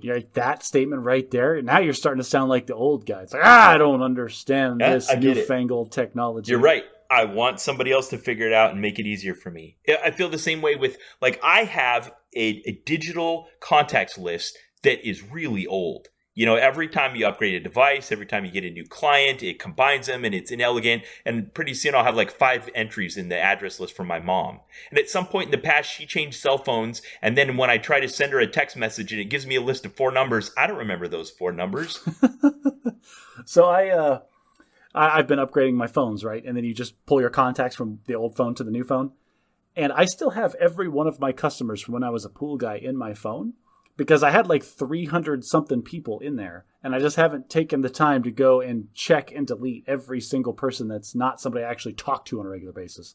Right. So some of those are just customers from when you were a sole proprietor of 99% of the contacts in my phone are customers from when I was a pool guy. Yeah, and it's really time consuming for you to try to do that. It feels like it shouldn't be a hard task for an AI to do. Maybe. To go, these are business contacts, these are personal contacts, and give you a list, show you where the little bit of overlap is, let you make 10 decisions and be done with it. More like, hey, if I haven't called a contact in a year, delete it out of my phone. Go. I trust you. I feel like that would cause problems. Like, for instance, my grandmother. I don't call her very often, but I wouldn't want her deleted out of my phone. Well, in this, I don't know. I feel like we should have a much larger discussion about digital identities, because that's becoming more and more prominent.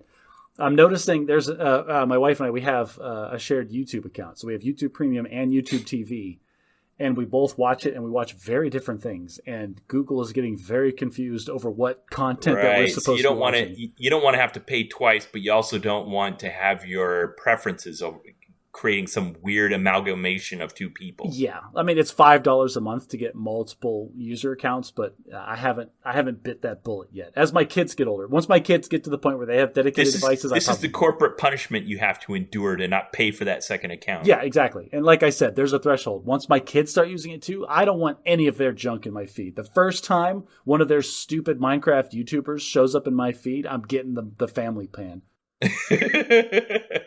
Yeah, I don't think those things are they're designed that way to be incentives, but they are. This is what are called. Anyway, okay, so we started off talking about that by talking about ambiguity. That's where we ended up. I think you're right. Let's put a pin in this. Let's have a good in-depth discussion on online identities at some point in the future. All the implications, all of the ways that impacts our lives. I love it. For bad English today, the word is dodgy. I think everybody's heard dodgy. Yes, but this word is so versatile, and it didn't come about till the mid-18th century, so the colonies had already rebelled by then, and this word is not in the American lexicon, but it's very much in the British lexicon. Okay. The word means dishonest or unreliable, but it's amazing how many things you can apply that thought to. It could be objects, it could be people, it could be food, it could be ideas. Anything you can say almost, you can use the adjective dodgy to apply to it being potentially dangerous or of low quality or dishonest or unreliable. Take whatever thing that you're talking about in the abstract, and the word dodgy kind of erodes the foundation that it's built on. Yes. So like if you were at the circus, let's say you were at an outdoor market, you wanted to buy something, you were like, Well, I was going to buy something, but the booth was manned by a dodgy bloke. Like, I don't know if I can trust that guy. We ended up staying in a dodgy part of town. That happens, yeah. Mm-hmm. Like, that automatically calls your mind, like, oh, yeah, one of those neighborhoods where you feel like somebody's going to break your car window. So this feels like our version of this would be sketchy. I feel like I have sketchy in my vocabulary would replace that. Yeah, I'm trying to think of if there's one where you would say dodgy, but you wouldn't say sketchy. And sketchy is pretty good. Like we say, oh yeah, that place was a bit sketch. Yeah. Okay, here's one that you would say dodgy for. The meat at the kebab stand was a bit dodgy looking, but we were pissed and peckish, which means drunk and hungry. Yeah, I got that one. Would you say it was a bit sketchy looking? Yeah, I guess you could still say sketchy looking. I did it. I replaced your British word with an American version. I win. Put that on the scoreboard. All right. Yeah. One for me. Well done. I feel like there shouldn't be, but I can't think of a counterexample right now. President Trump kept giving dodgy advice about how to avoid COVID. He kept giving sketchy advice. Yeah. Okay. Sketchy it is. For our main segment today, Josh, I want to talk about Spider-Man No Way Home. Excellent. I want to talk about that too because it finally came to streaming. I didn't want to go to the theater to see it. I'm still not there yet. And okay, so but before we start out, we have to give our standard spoiler alert. I know this has been out since December and it's April now, but we're going to spoil the heck out of this thing. And probably maybe Star Wars. Yep. Mm-hmm. Josh, what in the heck took you so long? Oh, Ben, I was just waiting. Why did it take you 4 months to see this? I can blame tax season. I can blame studying for my CPA exam. Ben, I've got no time for anything right now. Okay, but you're usually kind of lined up for these new things, and this was an event. I know. Marvel Phase 4, after End War came out in the theaters, I feel like, I don't know. Ooh, I feel like we're getting to the heart of the issue here. Yeah. Ever since Phase 4, you were experiencing comic book movie fatigue. I don't know if it was comic book movie fatigue, but I felt like I needed a lull. Like there was a lot that happened in the first 3 phases of Marvel Universe, and I just needed I don't know, maybe just a little time away from it so I can come back and really appreciate it. And there was also a stretch there where there wasn't really a good solid Marvel movie offering for a bit. And maybe that was it too. And it was just maybe the industry. Yeah, there was the Black Widow movie that they kept delaying the release of because they wanted COVID to be open so that people would just go back to the theaters and see it and they could make money the old way. Right. It felt like a lot of Phase 4 was in the shows with Loki and WandaVision, which were all great, but an inherently different kind of media, a different platform, a different delivery than a big Marvel cinematic movie was. Yeah, now this wasn't a Marvel movie. This was one of the Sony superhero universe movies, and there's a lot of tension surrounding that. We'll include that in our discussion. Yes, Sony, just give up. Just give up. But money. So before we get into all that, I want to talk about the environment. Not the environment meaning like the world, but I'm talking about like the environment meaning us. Like. Okay. What was your exposure to Spider-Man growing up? Loyal to him are you? How do you feel about Spider-Man? Man, my first introduction to Spider-Man was as a young man watching the Spider-Man cartoons, like straight out of the 80s, the real bad ones. And they were the ones from the memes. Yes, and I can barely remember them, Ben. But then that just gets you going with just dabbling into oh, I know what this character is when you see it at the comic book store and you flip through it a couple of times and then just start to ingest the stories. And then as I get older and start developing disposable income, there's no bottom to that rabbit hole. Right? Because when I was a kid in the mid-90s, that's when I got my first job at Taco Bell and then at Sears. And I had some disposable income and I had a phase where I started buying Spider-Man comics. And like you said, there's spin-offs and expansions and there's no, like you said, no bottom to that rabbit hole. They really want to get you in. But that was during the Spider-Man Venom Carnage phase. That's when I read a bunch of Spider-Man comic books. Gotcha. Yeah, the mid-90s it feels like. Yep. It's starting to get real gritty and real dark and yeah. heavy. I enjoyed it, but it didn't turn me into a lifetime consumer. I just enjoyed that phase of it. So how old were you back in the year 2000 when the very first Sam Raimi, Tobey Maguire Spider-Man came out? I was 16 or 17 years old and I was in high school. The prime age to go out to the movie theater and see it. So I was 22 and in college, but I was still. This is exactly the diversion I needed from a young family man working a full-time job, raising up 2 kids, and supporting a wife and going to college. Oh, man, your stakes for escaping reality were much higher than mine at that time. Yeah. I definitely saw this on opening weekend. I would like, so I don't recall the specifics of when I saw it the first time, but I want to say I took a girl to it. And I want to say that she wanted to fool around in the theater, and I was like, "No, stop it, it's Spider-Man."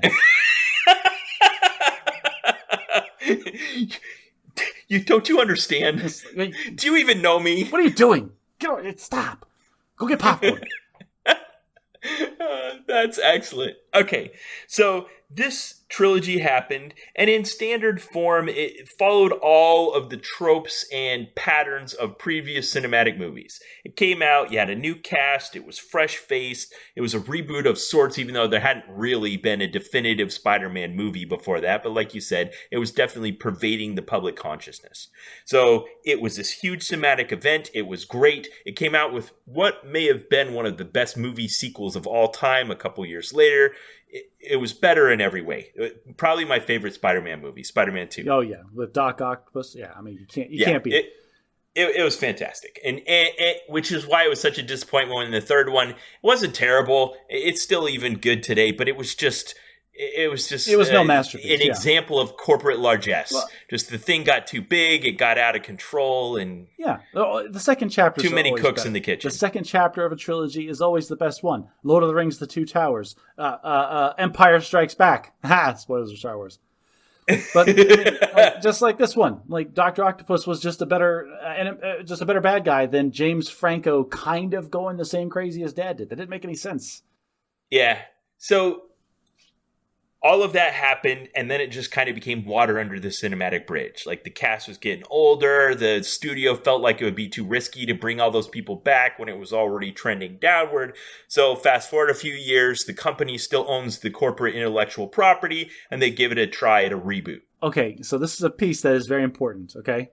Part of the agreement that Sony made when they bought the rights to Spider-Man and the X-Men and the Fantastic Four from Marvel back in the day when Marvel was selling its IP for pennies on the dollar because they were going to go bankrupt, one of the requirements was that the IP would revert back to sole ownership of Marvel if they did not put out a movie every X number of years. Really? Yes. That's fascinating. This is why Sony keeps churning out garbage superhero movies for X-Men, Spider-Man, and the Fantastic Four. Some of those Fantastic Four movies have just been the worst. Because if they don't, then they lose it forever. Wow, what a terrible unintended consequence for us, the viewers. Doesn't that really pull back the curtain, though? Doesn't that answer so many stupid questions? It wasn't as terrible as I thought it was going to be. I guess I had succeeded in setting my expectations so low that it exceeded them. Oh, there you go.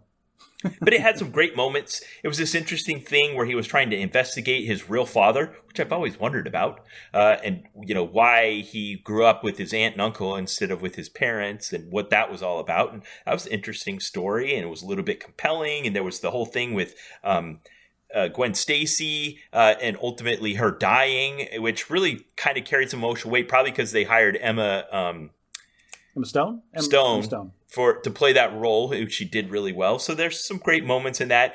And again, we had this cycle of the Tobey Maguire movies and the Andrew Garfield movies, and you assume in your human living in a world where cinema is created that these movies are going to follow the rules of cinema forevermore, which is Hollywood produced that. It's a thing of the past. It's dead. We'll never revisit it. Yes. And then the trailer. Let's not talk about the No Way Home yet. We got to talk about. Okay, fine. So because Tom Holland movies started to follow the same kind of patterns that you're talking about, where the old is dead and buried. All right, if you're going to back up, I want to back up a little bit farther. So in between, in the Amazing Spider-Man years, a little movie called Iron Man came out. Oh yeah, you might have heard of it. It did okay at the box office. And Kevin Feige and Jon Favreau did something that had never been done in the history of cinema, and threw all of our paradigms about that stuff on its ear, and Sony wasn't on board yet. So they're still pumping out, reboots and crappy movies every couple of years that aren't really tied into each other. The X-Men universe kind of had a little bit of continuity over the years, but that's the best that can be said. Is they did okay. Like Days of Future Past was probably their swan song, and everything before and after it has not been as good. Yeah, and we have Sir Patrick Stewart, who's already been mentioned on this episode as Professor X, and I'll never think of another person. Same with Hugh Jackman and Wolverine. I mean, there's some really immortal things about all of that. I have problems with Hugh Jackman as Wolverine because Wolverine's supposed to be 5'2", and Hugh Jackman is just far too tall to play a proper. So, Wolverine. What do you think it should have been? Tom Cruise? Not Tom Cruise, but all right, Jared Keeso. If you ever heard of this guy, he's from Letterkenny. He's Canadian. He's kind of a short guy, but he's real scrappy and just built like a truck. And he look up a picture of him on the internet. That guy could be the perfect Wolverine. There is why are you willing to die on the what size are they hill? I get that his comic book identity is he's small but powerful. Okay, but it informs the character. But Hollywood doesn't care about that. Hollywood wants you to believe that everybody is the same height. That's why they do all these camera tricks. Can't we pick somebody because they're a good actor? Because Hugh Jackman is an excellent Hugh Jackman actor. Did an excellent Wolverine, but he's just too tall. He's too tall. Okay, so the MCU starts to set up and crumble the foundation, particularly in the comic book hero genre of we don't just have to have the same group of actors. We can have all these movies that are happening in the same universe and they're interacting with each other and changing the universe, changing the stakes so that when you come to a new movie, you're bringing all of that with you and picking up where you left off. And it just makes it such a rewarding cinematic experience. Okay, so the MCU was getting its legs under it and really starting to take off about the same time that Game of Thrones was a big thing. Yeah. And my dad, I will never forget, he came to me and he's like, Game of Thrones is awesome is because every episode, there's this persistent story. And then the next one, it just keeps going. And it's this really long, continuous thing. And I just wish that was bigger. I want movies that do that. You're like, Dad, if I got a movie and for no, you. I knew he was deliberately trying to rile me up and I just wanted to smack him. It's I've been telling you about these MCU movies for months. Okay, so while this is all happening, Sony still owns the Spider-Man property. And there's this tension, particularly among fans like you and me, that know that Spider-Man is missing from the Marvel Cinematic Universe. And it's conspicuous. And Spider-Man is a big deal. Spider-Man is uniquely skilled in the Marvel Universe as being ridiculously good at what he does. Right. So as a fan, you want him in the universe. And Sony's getting ready to do, I don't know if it's a contractual obligation or they're actually just giving it a good, genuine try. All right, we found another actor. We've got another script. Let's give the Spider-Man story another try. We're going for a third reboot. And they hire Tom Holland and release Spider-Man Homecoming. And it is surprisingly... Yeah, go ahead. All right, there was a little movie that came out before that. The Avengers? No, it was Captain America Civil War. After the Avengers, before the second Avengers movie, and that was another big surprise that late in the movie when both teams are trying to pick this Cap and Iron Man doing the dodgeball team picking. He's we're gonna have this big superhero rumble, and I need people on my team. And Tony Stark went and found this kid out of Did Queens. Civil War come out before Homecoming? Yeah, because he was coming home from the fight that he did in Captain America Civil War. Okay, so if you were to go through the entire canon of the Marvel Cinematic Universe and include the expanded Sony superhero universe and look for the moments where you have a packed theater full of fans and they cheer and shout and clap out loud, the moment when Cap throws his shield and Spider-Man catches it is up there. It's top 10. Yeah, just honestly, I was seeing it in the theater and just seeing Spider-Man, just realizing, it dawning on me that this is Spider-Man and they're introducing Spider-Man with the Avengers. And not only it's that fifth wall break again, because my brain's this story is now even more awesome because Spider-Man's in it. But then there's the accounting part of my brain that's going, how did they pull this off with Sony? They don't own the rights to this. There's so much corporate nonsense that had to happen to make this moment for me. Yeah, I'm glad that the fourth law of Sanderson's laws of magic can sometimes prevail. And that is, even though this doesn't make any sense corporately and accountingly, it makes enough sense that they're going to make enough money that it overcomes all of the friction between the two companies. It was just synergy that by putting Peter Parker into the Marvel Cinematic Universe, it was going to achieve enough synergy for both groups that everyone was going to benefit. And he didn't even feel wrong in that universe. Like he adds such snark and such witty comebacks and stuff in that fight in Civil War. That scene in Civil War where they're all fighting, and Peter Parker has just as many comebacks with these people as everyone else that has all this history together. It's so perfect. He catches the punch from Winter Soldier. He's like, "You've got a metal arm? That's so cool." And it just reminded me, it's like, yeah, Peter Parker is legitimately at the level of all of these guys. I love that joke when Peter goes back and he's going to bed for the night, and Aunt May sees him, and she's like, "Did you get in a fight?" She's like, "Yeah." He's like, "Steve from Queens. He hits really hard." Oh, Brooklyn. Yeah, Steve from Brooklyn. You don't know him. Steve from Brooklyn. You don't know him. He webbed up a falcon, and he's like, "Man, are those carbon fiber? That's really cool. It explains the flexibility." He's like, "I don't know if you've been in a fight, but there's usually not this much talking." How does that shield even work? That thing does not obey the laws of physics. Yes, we needed Spider-Man in our life. Yes, all of that. Okay, so all of that happened. Sony reboots yet again, and they're whatever corporate stuff is getting put behind the scenes enough that we're getting these awesome things happening on screen and enjoying it as fans. And that's the thing. But Spider-Man Homecoming was a great movie. Yes, Spider-Man Homecoming came out, and we realized that it was a direct continuation from the MCU movie, which was Captain America: Civil War. And we're like, holy crap. This relationship with Tony Stark at the heart of the Spider-Man saga. Yes, and Spider-Man in the comics has such a great relationship with Tony Stark through the Civil War. Like, there's so much that those two have together that it makes perfect sense. And it's just me as the comic book nerd, I'm like fanboying out over here. Like I'm still like not over it. But the fact that they made the movie and it was a continuation, I was like, holy crap, Sony and Disney somehow worked this out. So we're actually going to get a continuous presence of Spider-Man in the MCU, and it's going to be so awesome. Yeah, and so Spider-Man was in, the next 3 movies there in the end of the Phase 3 of the Marvel Cinematic Universe, and kind of interlaced and intertwined. They were trying to synchronize their scripts and stories so that they weren't changing the universe. And that must have been hard. I mean, Kevin Feige has a hard job to try to choreograph this dance of multiple companies and studios and directors and stories and scripts and all of that. And it all went so well, and it just felt so good. It felt so natural. It felt like all of these movies are in a persistent world. Okay, so now they know that they've struck gold with Tom Holland. I mean, that kid is, as much as I love Tobey Maguire, Tom Holland is like the best Spider-Man ever on screen. He is. Sorry, Tobey Maguire, you were good at first, but Tom Holland has surpassed you as my favorite Spider-Man. And you know what's really funny is I always forget this, but I see him in interviews, and he's one of those secret Brits. Like, you never guess until you see him talk. He does such a good American accent, you forget that. Like Ewan McGregor? Yes. Oh, crap. I keep forgetting this kid is British. And my wife had to tell me this story, and I want to share it with the podcast. If you haven't heard this, it's so great. Tom Holland, like, as a joke, when they were going to originally make the movie, like, talking about homecoming and being in American high school, he's from Britain, and British high schools, as we've talked about on this podcast, are very different than American high schools. And Tom Holland brought up, like, I've never been in American high school. You guys should just, drop me into one so I know what it's like. And Sony went, yeah, okay, we'll do that.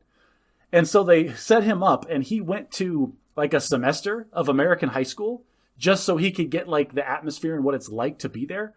But he's like, Tom Holland is legitimately a teenager. Like, he's not some 26-year-old playing a kid. He's a teenage kid. And so he's going to this high school, and apparently they paired him up with some lab partner, some normal American girl, and she knew that something was off about him. And like, he was uncomfortable in the situation. And so he leveled with her. He's like, listen, this isn't really meant for anything. I'm actually going to be in the new Spider-Man movie, and I need to know what it's like to be in high school. And so I'm just kind of here in high school to learn what it's like. And she totally didn't believe him. Like, from what Tom Holland says, this girl thought that he was just totally just making up some story to try to impress her. That's great. I bet. Okay, I want to hear that story from her perspective. No kidding, right? Did she do like a vlog or something on YouTube? She's like, and I was sitting next to him, and he's like, "Yeah, I'm going to be in the Spider-Man movie." And I was like, "Yeah, right, buddy." I want to see the before and after. Like, oh, this total dweeb in my chemistry class was telling me this fake story. Let me tell you all about it. And then 3 months later, where it's just mascara running down her face, like, he really is Spider-Man. Have you seen him in real life? I mean, he's no joke. Like, of course he does wire stunts and there's lots of green screen and stuff, but he can do like one of those triple spinny flippy things on flat ground. Well, I mean, yeah, he's an action movie star and a teenager, which means like they gave him like the best personal trainers, the best diet, all the money he brought that with him to the table in the first movie. Well, again, another reason Tom Holland is just by far the best Spider-Man we've had to date. Okay, so we've set all that scene. We've got Sony getting their legs underneath him and figuring out how to participate in this new thing that Disney and whatever other studios have invented. We've got this collaboration going, but the Infinity War saga has come to an end, and we're transitioning into Phase 4, and we're kind of like, what's this going to be? So the very first movie out of the gate in Phase 4 of the Marvel Cinematic Universe is a Sony movie. It's Spider-Man: Far From Home. Yes, where he went on his trip in the European Union for school. And what I loved that movie did, it's not the best of the three movies. It's probably the worst of the three movies, but it's still pretty good. But one of the things I love in that movie that they did, when you have this great universe, is you're wondering, what was it like in people's lives when they had somebody disappear for 5 years and come back? How do they feel about Tony Stark giving his life to save the world? And they're not making a whole movie about it. It's just kind of woven into the DNA of what's happening. Yes. If anything can be said about Far From Home is, like you said, it's not the best Spider-Man movie that's existed, but it is what I think is probably the best MCU world-building movie because it gives you all of the answers to these questions. What was it like being a normal person? Yeah, what's it happening in a high school when you had the freshmen disappear and now they're back 5 years later? What does the world look like without Tony Stark? Like how do these giant impactful events that happen, and Hollywood is so willing to glaze over in sequels and just completely not acknowledge their existence. Yeah. This was a big deal that happened, and we have to talk about it, and that's the movie that did. Now, right at the end of that movie, there's the climax where Mysterio, Quentin Blake, is confronting Spider-Man, and he, as his last act, supposedly, I don't think he's dead, but as his last act, supposedly, he outs Spider-Man, and Peter Parker is Spider-Man, to that world of people. Yes, to what we consider the MCU. Now, what I found out as I was doing research for this episode is that they did not yet have the script planned. That was just the provoking event for whatever next movie that they were going to do, but they did not yet know what this next movie was going to be. Oh, interesting. Okay. So you have and it's a good like blank slate. Be like, all right, we've already established Spider-Man, the conflict, the bad guys and stuff, and now everyone knows who he is. Go. Yeah, there's a lot of directions you can go with that. So one of the things that they were doing is almost the way that this movie, No Way Home, ended up going was not their first draft. But at some point along the way, someone said, wouldn't it be cool if? And again, they decided to do something that had never been done before and resurrect these old franchises. Now, yes, because you know what? It's like, well, hang on. What if Spider-Man knows people, and if he's in the MCU, and this is our last hurrah, let's leverage that. So who would you go talk to if you needed to change the world with the wave of a hand? Here's what I think the catalyzing event was for this brilliant stroke. It was the absolute geniuses that made the Sony animated picture Into the Spider-Verse. Oh, you know what? That's an excellent point. Like Into the Spider-Verse, you haven't seen it, the classic animated. I think it won many awards. It may be the best Spider-Man movie. It's up there. It's definitely up there with the one that we're talking about now. But if you haven't seen it, go watch it. And yes, it introduces the same kind of thing we're talking about with this multiverse, with having multiple Spider-Mans from disparate universes come together to resolve a plot. Yes. So they just had whatever, hand-wavy pseudoscience that brought everyone together. But then they realized that there was gold here. Like, this is a rich area for mining. Well, not only that, but if you think back to the Loki series, which introduced this concept of the multiverse with Loki breaking time or whatever, killing the guy, Kang the Conqueror, at the end of the Loki thing. And so you can feel the MCU laying the groundwork for what's going to be the big conflict coming up for this next push of Phase 4, 5, and 6 is this multiverse fracturing into multiple things. And this is just one more way that we can reinforce the idea of the multiverse as a storytelling element. Now, Loki, interestingly, whenever he runs into an additional iteration of himself, he's highly suspicious and there's a lot of friction. So this brought up a question for me. Now that we've introduced this Okay, I'll come back to that. So we've set the stage. All of the pieces are in place. They come up with the script and they start asking this impossible question, like, can we get the team back together again? Can we do this? Can we bring back a lot of the... And they initially overreached and tried to bring back too many, but rational heads prevailed and they were able to streamline the script and come up with a tightly paced movie with a lot of things, but not too many things. And it was really, really rewarding. So in the beginning, I've watched it 3 times now, in No Way Home. There's this loose kind of narrative, hand-wavy stuff where we're just trying to set up the magical thing we want to do. Yes. Now, I don't know about you. I can't remember. Are you one of the like trailer avoiders back in the like teasers and stuff season? So yes, I try to go into things, especially MCU. I try to go in knowing as little as possible. But like you said, this is 4 months after the movie came out. It was impossible for me not to know what was going to happen. So when I went to see it in December, I had the amount of knowledge they intended for us to have. And that was a lot of the bad guys came back. But it isn't just, hey, this is Spider-Man. Of course, there's going to be Green Goblin in this universe. We'll have some new actor filling it in. It wasn't that. It was, this is Willem Dafoe's voice. Yeah. Oh, and they showed, I don't know the name of the actor, but Dr. Octopus, they showed him in the trailers. Yeah, Alfred Molina. Yeah. So if you're a fan, this just makes your mind go nuts. Like these things were dead and gone in the past, the kind of past you don't talk about anymore. The Hollywood past. Like those are from movies that we have acknowledged. Like they're an internet joke. The third Spider-Man movie from Tobey Maguire, people constantly make fun of. Those are GIFs just about him dancing up and down the street. So Sony, to their credit, was somehow able to roughly contain this secret and swore the poor actors to this weird kind of secrecy where people were constantly acting them. And Andrew Garfield has been having a resurgence in his career lately. So he was kind of reaching peak popularity. He was out doing interviews for, Tick, Tick, Boom or whatever. And people were like, are you in the next Spider-Man movie?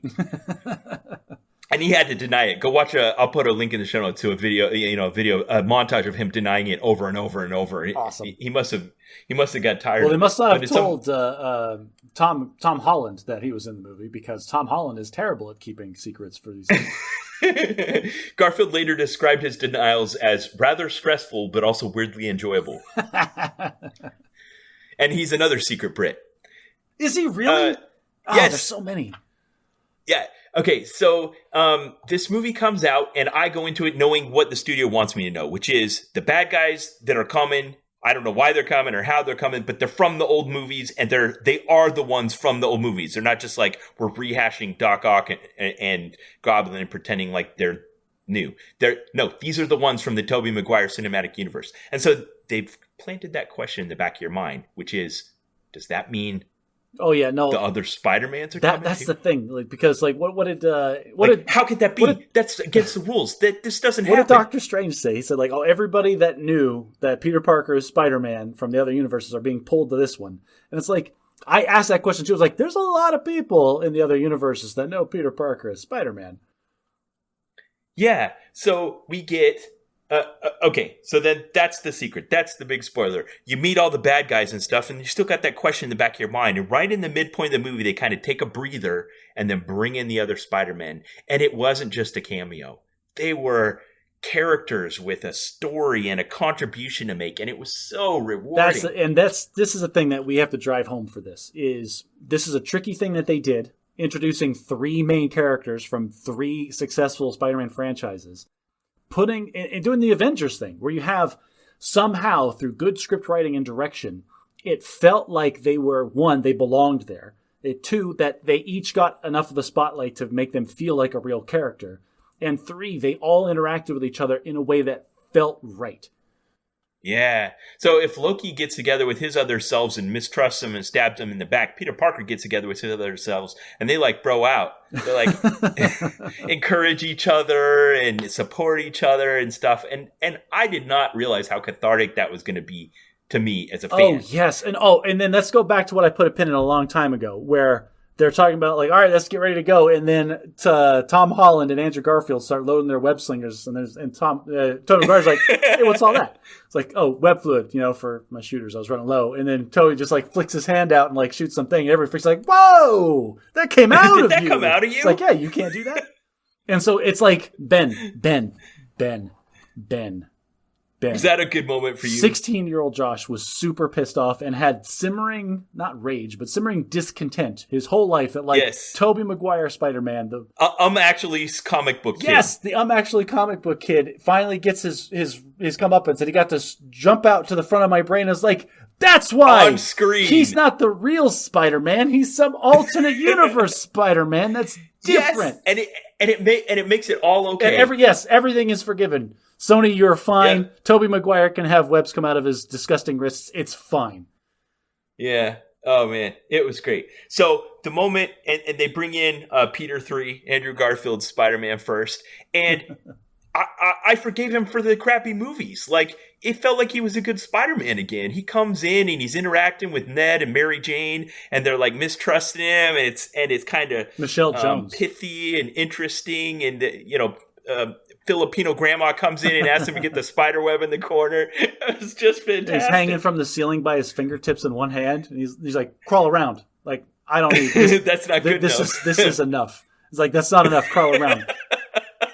Yeah, Andrew Garfield. Like, I really feel like in the first movie I saw with Andrew Garfield, he was very wooden and very reserved as a Spider-Man. Yeah. And he felt a lot more animated, a lot. Yeah, just better. Just confident. Yes, confident. Yes. Oh, okay. So many little things about this movie. So Andrew Garfield and Tobey Maguire both get introduced within a few minutes of each other and bring this just massive amount of confidence. And instead of feeling like you're resurrecting an old franchise, it's like seeing the original Christopher Reeve show up as Superman again. It just brings all this cachet and impetus to the screen that that almost feels like cheating to have. And I appreciate that they didn't try to like de-age Tobey Maguire to make him feel like, oh, this is the Spider-Man from like 10 seconds after that movie ended. No, this was Tobey Maguire like as he would have been like Spider-Man 20 years later. Yeah, Peter B. Parker in the Spider-Verse. He felt very more mature. He felt more relaxed and more comfortable in his position as Spider-Man. Whereas, I don't know if you remember, but the Tobey Maguire movies, he felt very skittish. He felt a little jumpy in those. And this one, he was much more just secure in himself, walking around looking like a youth pastor. But also completely believable. Yes. So then Peter has this horrific loss of Aunt May, and he's going through... It's weird, like they waited 3 movies to have the origin story. No, but that's so perfect. Because when we got our original Spider-Man, when Spider-Man first showed up in the MCU, our Tom Holland Spider-Man, Uncle Ben was already dead, and they didn't talk about how he lost him. He was very shaky and very like hand-wavy when he's talking to Tony Stark, when he said like, oh, when you can do the things that I do and the bad things happen, they happen because of you. He never said the actual line, which might have been Sony property. Yeah, we don't know yet. Yeah, that's the Tony Stark version of with great power comes great responsibility. Yes, but it gave them this great blank slate, this opportunity to redo and rehash the origin story later on, and you realize, oh, that's because it didn't actually kind of pseudo happen. It happened now because this is a different Spider-Man, because they totally retconned the fact that Tom Holland, like we just assumed that the origin story had already occurred. No, you're right. And they saw the opportunity and they seized it. So May dies, and then that's when these other 2 Peter Parkers enter the scene. And Andrew Garfield and Tobey Maguire, and at first he wonders if they're another threat because he's been dealing with all these new bad guys. And then MJ. Michelle Jones. This is brilliant. Yeah. MJ has this moment where she sees the wisdom of what's happening. And even though she doesn't have any superpowers, there's times where she's the most superpowered person on screen, and Zendaya just does a fantastic job with MJ in these movies. So, he's like, all right, well, it's cute that you guys are here, but we got to send you back because I got to deal with this because this is my problem. And she takes the box and kind of keeps moving it away so that he can't grab it or touch it. And she's kind of like tilting her head towards him. And then they have this beautiful moment where they recognize that he's going through what they've already been through, and they have something to offer him. And it's not power. It's not web swinging or lifting heavy things. It's emotional empathy. Very reminiscent of Into the Spider-Verse, when the same thing happened to Miles Morales and all the other Spider-Mans had gone through it. Yeah. It's a good narrative device. So I want to talk about some of the themes that happen in this movie. Because once all the bad guys get introduced, there's this conflict surrounding the Doctor Strange thing that happened, and that is... They came here right before they died, and if we hit this button, it's going to send them back, and they'll immediately die. Can I just point out for a second that I love this line from Zendaya in the movie? It's like, where are we? Well, and it's Ned like, oh, well, kind of hashing. And then MJ just, you're in a wizard's dungeon. There's no way to sugarcoat it. This is a wizard dungeon. Loved that. Yeah. Okay, so we have our baddies, and we have Aunt May representing the lawful good point of view. You know, the like, everybody can be redeemed. I'm working in a homeless shelter. The Green Goblin comes in here as kind of a PTSD Norman Osborn, and he just needs help. I know what someone who needs help looks like. This is a person that needs help. It's just unfortunate that his alter ego is also a super soldier. That causes problems. Yeah. Yeah, and that doesn't let them get away with hitting the easy button on their resolution here. And I like that they stuck to their guns on that one. So we bring in all the bad guys, and there's this interesting tension that's happening where we're asking the question, like, what is real justice? Is it just getting in a situation where the good guy has no choice but to kill the bad guy and he dies and then everything's perfect? What really feels good about this conflict and what they had to go through to solve the question is because I think every answer that was proposed as a course of action was a valid one. I think at any point, if Peter just hit the button and sent all these back to their original universes, I think that's completely viable. Like I think so within too. His like Strange wasn't wrong when he was suggesting that as a course of action. It's more on the neutral end than it is on the good or evil end. But it's just like, hey, this legitimately isn't our problem. We need to fix this. So Peter was trying to figure out how to balance the advice that he's getting from May that comes from a very deontological, moral good point of view with the advice he's getting from Strange, which is more like, this is just fate. There's nothing moral about it. Well, he was very, Doctor Strange's view was very utilitarian. It's like, we need to fix the universe first. And if that means that these handful of guys get screwed, so be it. Right. No moral judgment being made here. Right. Okay. So that brings up a lot of interesting questions, and Peter ultimately chooses the course of action is to waylay Strange for a while so he can't prevent me from doing what May's saying we should do. And try the mirror dimension is just geometry? You're great at geometry. That was a great moment. I have been hanging over the Grand Canyon for 6 hours. They're also reminiscent of Loki. I've been falling for 30 minutes. Yeah, it was great. Okay, so here's a moral question that the movie's asking that movies don't ask very often, which is another point I give to this movie. And that is, we normally assume on screen that we have this epic conflict of good versus evil, and evil must be defeated. And we know what evil being defeated looks like. It's extinction. It's death, sometimes by their own hand, because the good guys don't kill them. They're there to stop the bad guys, not end them. And that's kind of the way and I think they were implicitly asking this question. That's kind of the way we look at our criminal justice system. Are we really getting that deep? No, that's as deep as I'm going to go.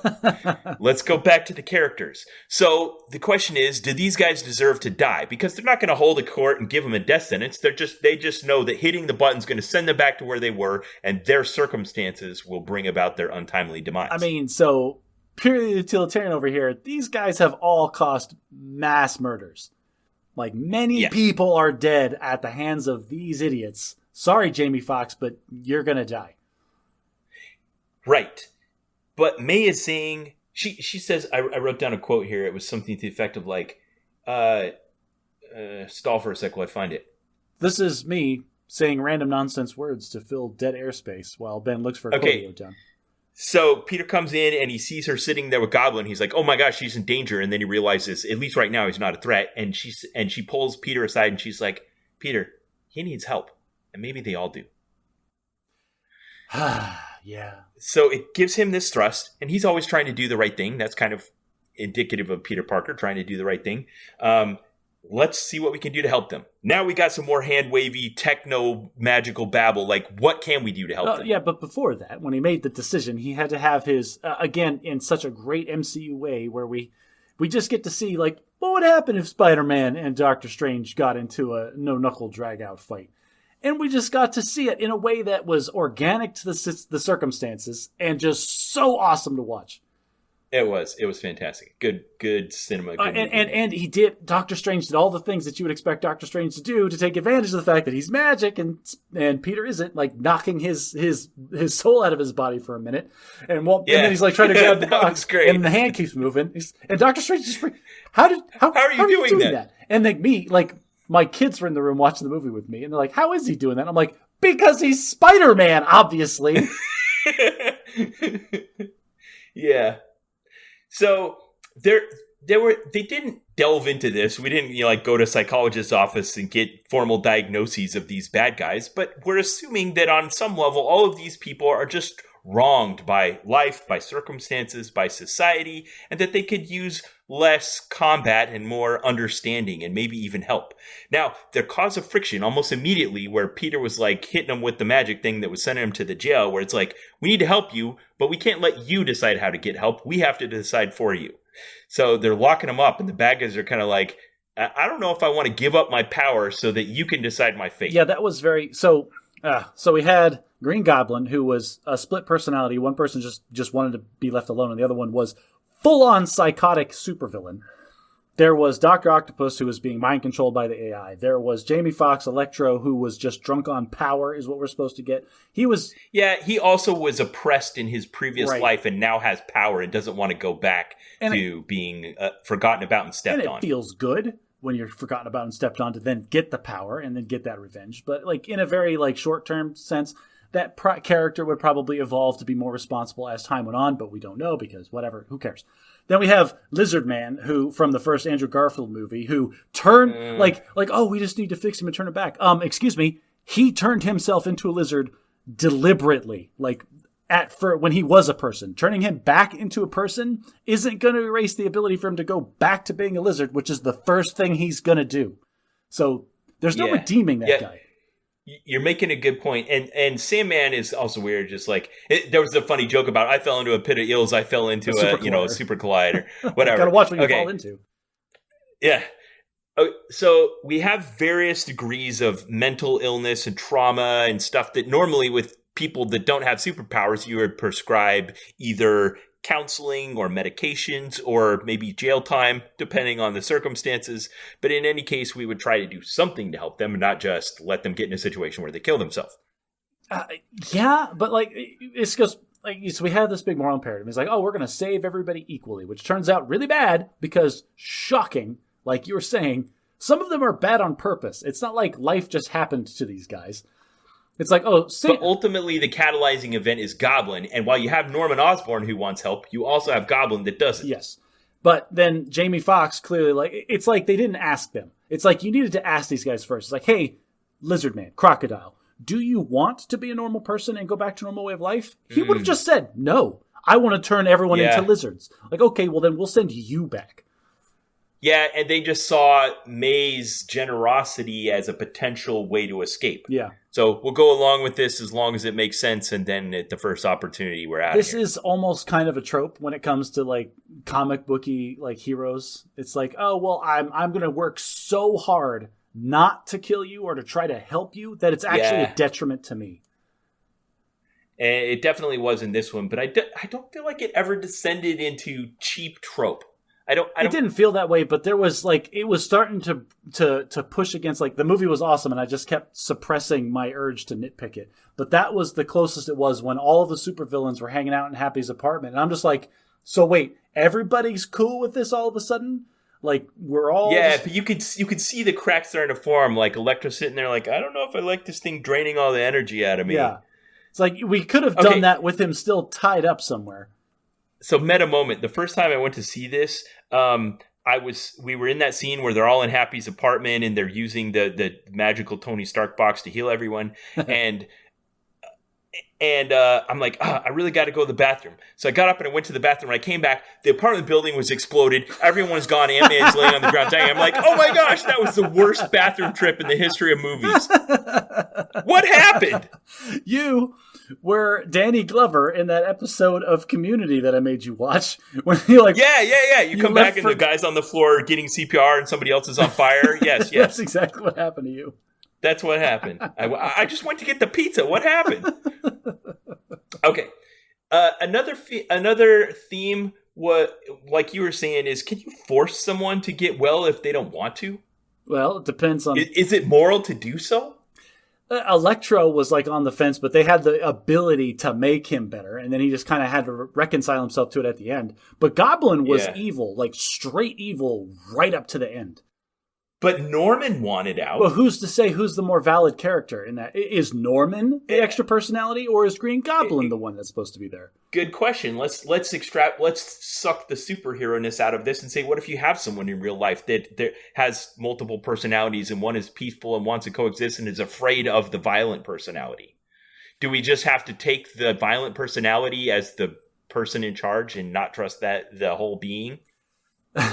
Who's the more valid individual person, the individual consciousness? There's no good answer to that question. Yeah. So the question I ask is the cooperation of the individual a prerequisite to the reform? Or can you do it against their will? Because that was one of the things they kind of asked and didn't really answer. Well, they just kind of assumed that, like, oh, well, it's the right thing to do. But I agree with you. That is a moral question they didn't address, but it should have been. Like, if they don't want help, you can't help them. Yeah, and then can you take that the next step and say, is their lack of willingness to cooperate a justification to escalate? Well, at the same token, what was their... They were in a weird circumstance where like, it was either, hey, let me help you, or you're going to die. And like that almost feels coerced. Yeah. They're like, okay, we'll go along and see how far this goes and look for a way out. And they did, and they got out, and they blew up the building and killed Aunt May. Spoilers, everybody. Now, they give May a classic superhero trope, which is laying there dying, but long enough to say all the wise things. And in their defense, it was pretty good cinema. Like her saying the line, with great power comes great responsibility, almost verbatim. It went over well, I think. And it was important because now this was setting up the conflict. There's May's moral impetus that she's still laying at Peter's feet, and there's the fact that she's dying that is the other, the bad angel on his other shoulder, which is, if you do the good stuff, bad stuff still happens, and you have the power to stop it, and you can be the vengeful angel. Yeah, you can be the chaotic good one and just remove evil from the board. Yeah. I'm sad that Marissa Tomei is not going to be in the movies, but without Robert Downey Jr. there to play off of, like, it's okay. Like, I want those two to be in every scene together. It was the best Uncle Ben dying in all of the Spider-Man movies. And there was no Uncle Ben. They really earned it. You know, they did. Yep. We're gonna miss her, but it felt important. It felt significant, and that really felt like Tom Holland learned a lesson. There's one other theme that they were kind of inferring here, and that is when you have that much power, it could have a tendency to separate you from other people. Like Peter could just become a loner. He was kind of asking, did he need Ned and MJ, or could he just go off on his own? Because he was always going to be a threat to them if he was around. Did he need the other Spider-Man? Like, he was thinking of just sending them back and dealing with the problem on his own. Even to the very end, he was still struggling with this. Do I need other people, or am I on my own? And so in the comic books, the Civil War, the original actual Civil War with all the superheroes, was about whether or not superheroes could remain anonymous. The government came out and said, if you have superpowers and you want to do good, you need to register with the government and you need to be held responsible for your actions. And Spider-Man was on one side and then the other, and he had this very wonderful speech in the comic books about why it is important for some superheroes to have that level of anonymity, to remove their whole super existence from the people that they care about. It allows them to have the semblance of a normal life, and the superheroes that are out don't have that. Yeah, not put people that are dear to them in danger. Right. And the people in the comics, generally the superheroes that are out, that are just everybody knows who they are, they're either nearly invulnerable or they're a full-time superhero. Like, their friends are superheroes. They live in a superhero base. Like, that's their whole existence. Yeah, like Thor. Yeah. Like, he's just a god, and his friends are all gods, too. So there's no reason for Thor to have a secret identity and a normal life. His normal life is being a Norse god. But Spider-Man's different. Spider-Man has people that he cares about that are normal people. And if he's to spend any amount of time with them, he has to have that level of anonymity. He's Peter from Queens. Yeah, he's Peter from Queens. So I forget how we got on this topic, but that's the original conflict of the Civil War. So it was the conflict of deciding whether he was better off being alone or working together. And it feels like it's after he resolves do I get revenge, the old killing Goblin won't bring Aunt May back. After he gets past all that and decides that he's better off to follow Aunt May's advice, even though following it is what got her killed, then he has to decide, and this was the source of the conflict in the first place, was Doctor Strange's magic that could make everyone forget about him, but he didn't want everyone to forget about him. Are you willing to give up your connection to other people to do this? With great power comes great responsibility. That includes people knowing who you are. Well, I think Doctor Strange had it right the first time when the spell went wrong and it didn't actually fire off. And he's like, oh, well, I mean, just try to get your friends into college. Like, yeah, I guess I'm going to have to go talk to the recruiter. Excuse me? You almost had me wipe out the memories of everyone on the planet because you didn't make a phone call yet? Like, that's the appropriate response. Is like, you can still do these things, like, just if you care about your friends. Now, you are the one that's going to have to, like, carry this burden of exile and being different and being separate. But you don't have to put that on your friends. You can still know them and not, like, I don't know. I feel like he could have had a bit of his cake and ate it too if he was smarter about it, but he decided he couldn't handle it and was just going to walk away from it. Okay. Yes. That brings us to the magic system. This is the Bad and Magic podcast. What we do here when we talk about movies like this is we evaluate their magic system. So obviously, don't get trapped in the word magic and think that we're only talking about Doctor Strange. There was a lot of magic happening. There's a lot of magic. Like you talked about the Tony Stark magic box. Yeah, exactly. So would you say this is hard or soft magic at play here? Ben, even the technology in this was like just ridiculous. Tobey Maguire's like, I've been thinking about it for a long time. I think I can take the chemicals in a high school chem lab. In a high school science laboratory. And create a genetic altering, like alter ego erasing serum. Like, yeah, okay, that's hand wavy as F. Yeah, okay, so we've got actual magic happening. We're opening portals. We're making everyone in the world forget things. We've got the trans-dimensional travel. We've got high school science laboratories that can now create, genetic material. And there's the magical Tony Stark box of fabricating things. Yeah, there's lots of magic happening here. Do you feel like we understood it well enough that it obeyed the first law of magic? Interesting. Does the viewer understand the magic? I think this sounds stupid, but I think we did. I think we understand that Doctor Strange can do just about whatever he wants, and he did conform to a lot of his own rules that he set up there. And there was times where he was actually limited. Like he said the scope of the spell was too big for him, and that caused problems. He got stuck in the mirror dimension when he got tied up. So I feel like that was fine. Now, the sciencey side of it, again, it's hand-wavy as all get out. But like they said, this Tony Stark box can make just about anything, and it lived up to its name. And so if you set the rules as this box the size of a fridge can make anything that I can conceive, you can't be surprised when it does. Okay.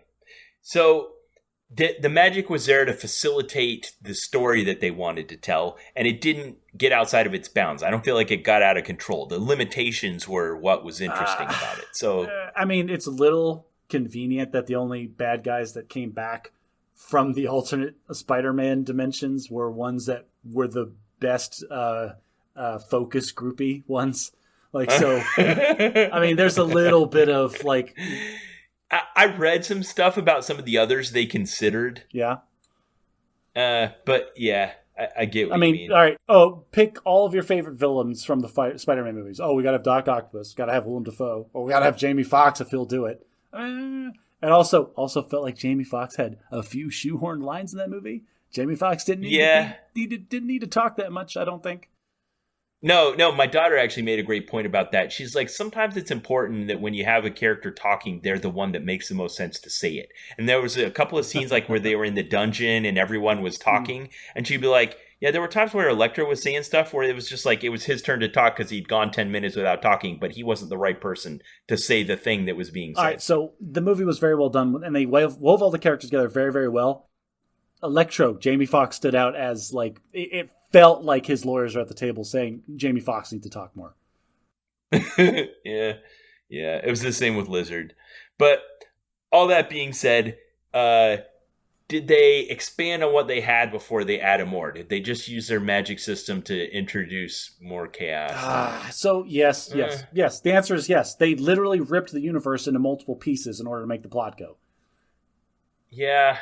There was a few spots at the beginning where I was being distracted by all of the hand-wavy magical stuff, but it was just to set up the dominoes. And then once it started falling, it made sense to me. So I'm going to say that was just rule 0. You know, it when in doubt, err on the side of that which is awesome. And it was awesome. It was undeniably awesome, but that doesn't remove its responsibility for being, like, it has to be responsible. They hand-waved way too much in this movie for us to give them a solid grade on that. All right, so it's a soft magic system. Give them a grade. On the magic system, okay. I have to split this out because the movie's an A+. Because I love the movie too. The movie's wonderful. The movie's great. But the magic system, it's got to be like a C- because none of it made sense. They did whatever they wanted whenever they wanted to. It was like... the MCU has evolved to the point where we don't care. Like, the characters just do what they need to do to keep the plot moving. Yeah. Okay. I'm gonna say that the Sanderson's 3 laws of magic, 4th if you count the rule of awesome, allow for these to kind of be synergistic, and I'm going to give them a higher grade based on the synergy of it. It didn't feel like other movies that I'll give a C grade to that are just abusing these laws. I felt like they understood them and used them. So they helped us understand the magic, as hand-wavy and soft as it was. They helped us understand the limitations, use the limitations to drive the plot forward, and expanded on what they had. So I'm going to give it a B+. Ooh. Okay. All right. It's an undeniably awesome movie, so if we're going to lean hard on the rule of cool, then why not? All right. That's it for our review of Spider-Man No Way Home. Who knows what's next for that universe? As I was doing research for this, I saw rumors about 3 more movies with Tom Holland or no more movies with Tom Holland. We'll see what the future holds. The best part about this movie is before, for the MCU, you had to tell people, it's like, oh, you're not going to get anything out of this movie if you don't watch these other 19 movies first. And this single-handedly added 6 more. Like, you have to go watch 6 movies from a different franchise before you even know what's going on in this movie. Yeah, and my kids definitely had not seen any of those, and I could see how they got more out of it because we took the time to do that. So definitely that. It's hard enough for me to imagine what this would be like to watch with a virgin brain and know if I could get anything out of it without having all of that backstory. But man, is it rewarding. If you have seen like the interaction between Tobey Maguire and Otto Octavius, and then see that moment where they're reunited when he's been healed, it's just so cathartic. Yes, because we can't go back into talking about the movies, but they did it specifically. Okay. Like Otto was very, very likable and then very, very unlikable in that movie. Yeah. Yep. Okay. Josh, it's time we do another book review. Okay. So one of our listeners proposed a memoir. So for probably episode 72, a month from now, let's review Trejo, My Life of Crime, Redemption in Hollywood by Danny Trejo. So you had me a crime. Like, maybe I'll stop reading when we get to Redemption. Yeah, we'll find out as we read that one and talk about it in 2 weeks. If you were listening today and your inner fanboy or your moral theorist or your philosopher or whatever it is came out and you wanted to engage in the discussion, we want to hear from you. So send us an instant message, send us an email, or go on our subreddit on reddit.com/r/badatmagic or our Facebook page and join in on the discussion with us. If you like what we do, consider sharing us with a friend. If you like us, maybe your friends will like us too. If you really want to show us some love, consider taking your phone out of your pocket and giving us a good review on the podcast player of your choice. It is unbelievable, the visibility we get from that. And if you want me and Ben to ignore our families on major holidays and talk to each other about nerd stuff from now until the end of time, consider becoming a patron on our Patreon page. And until next time, try to be a little less bad at magic.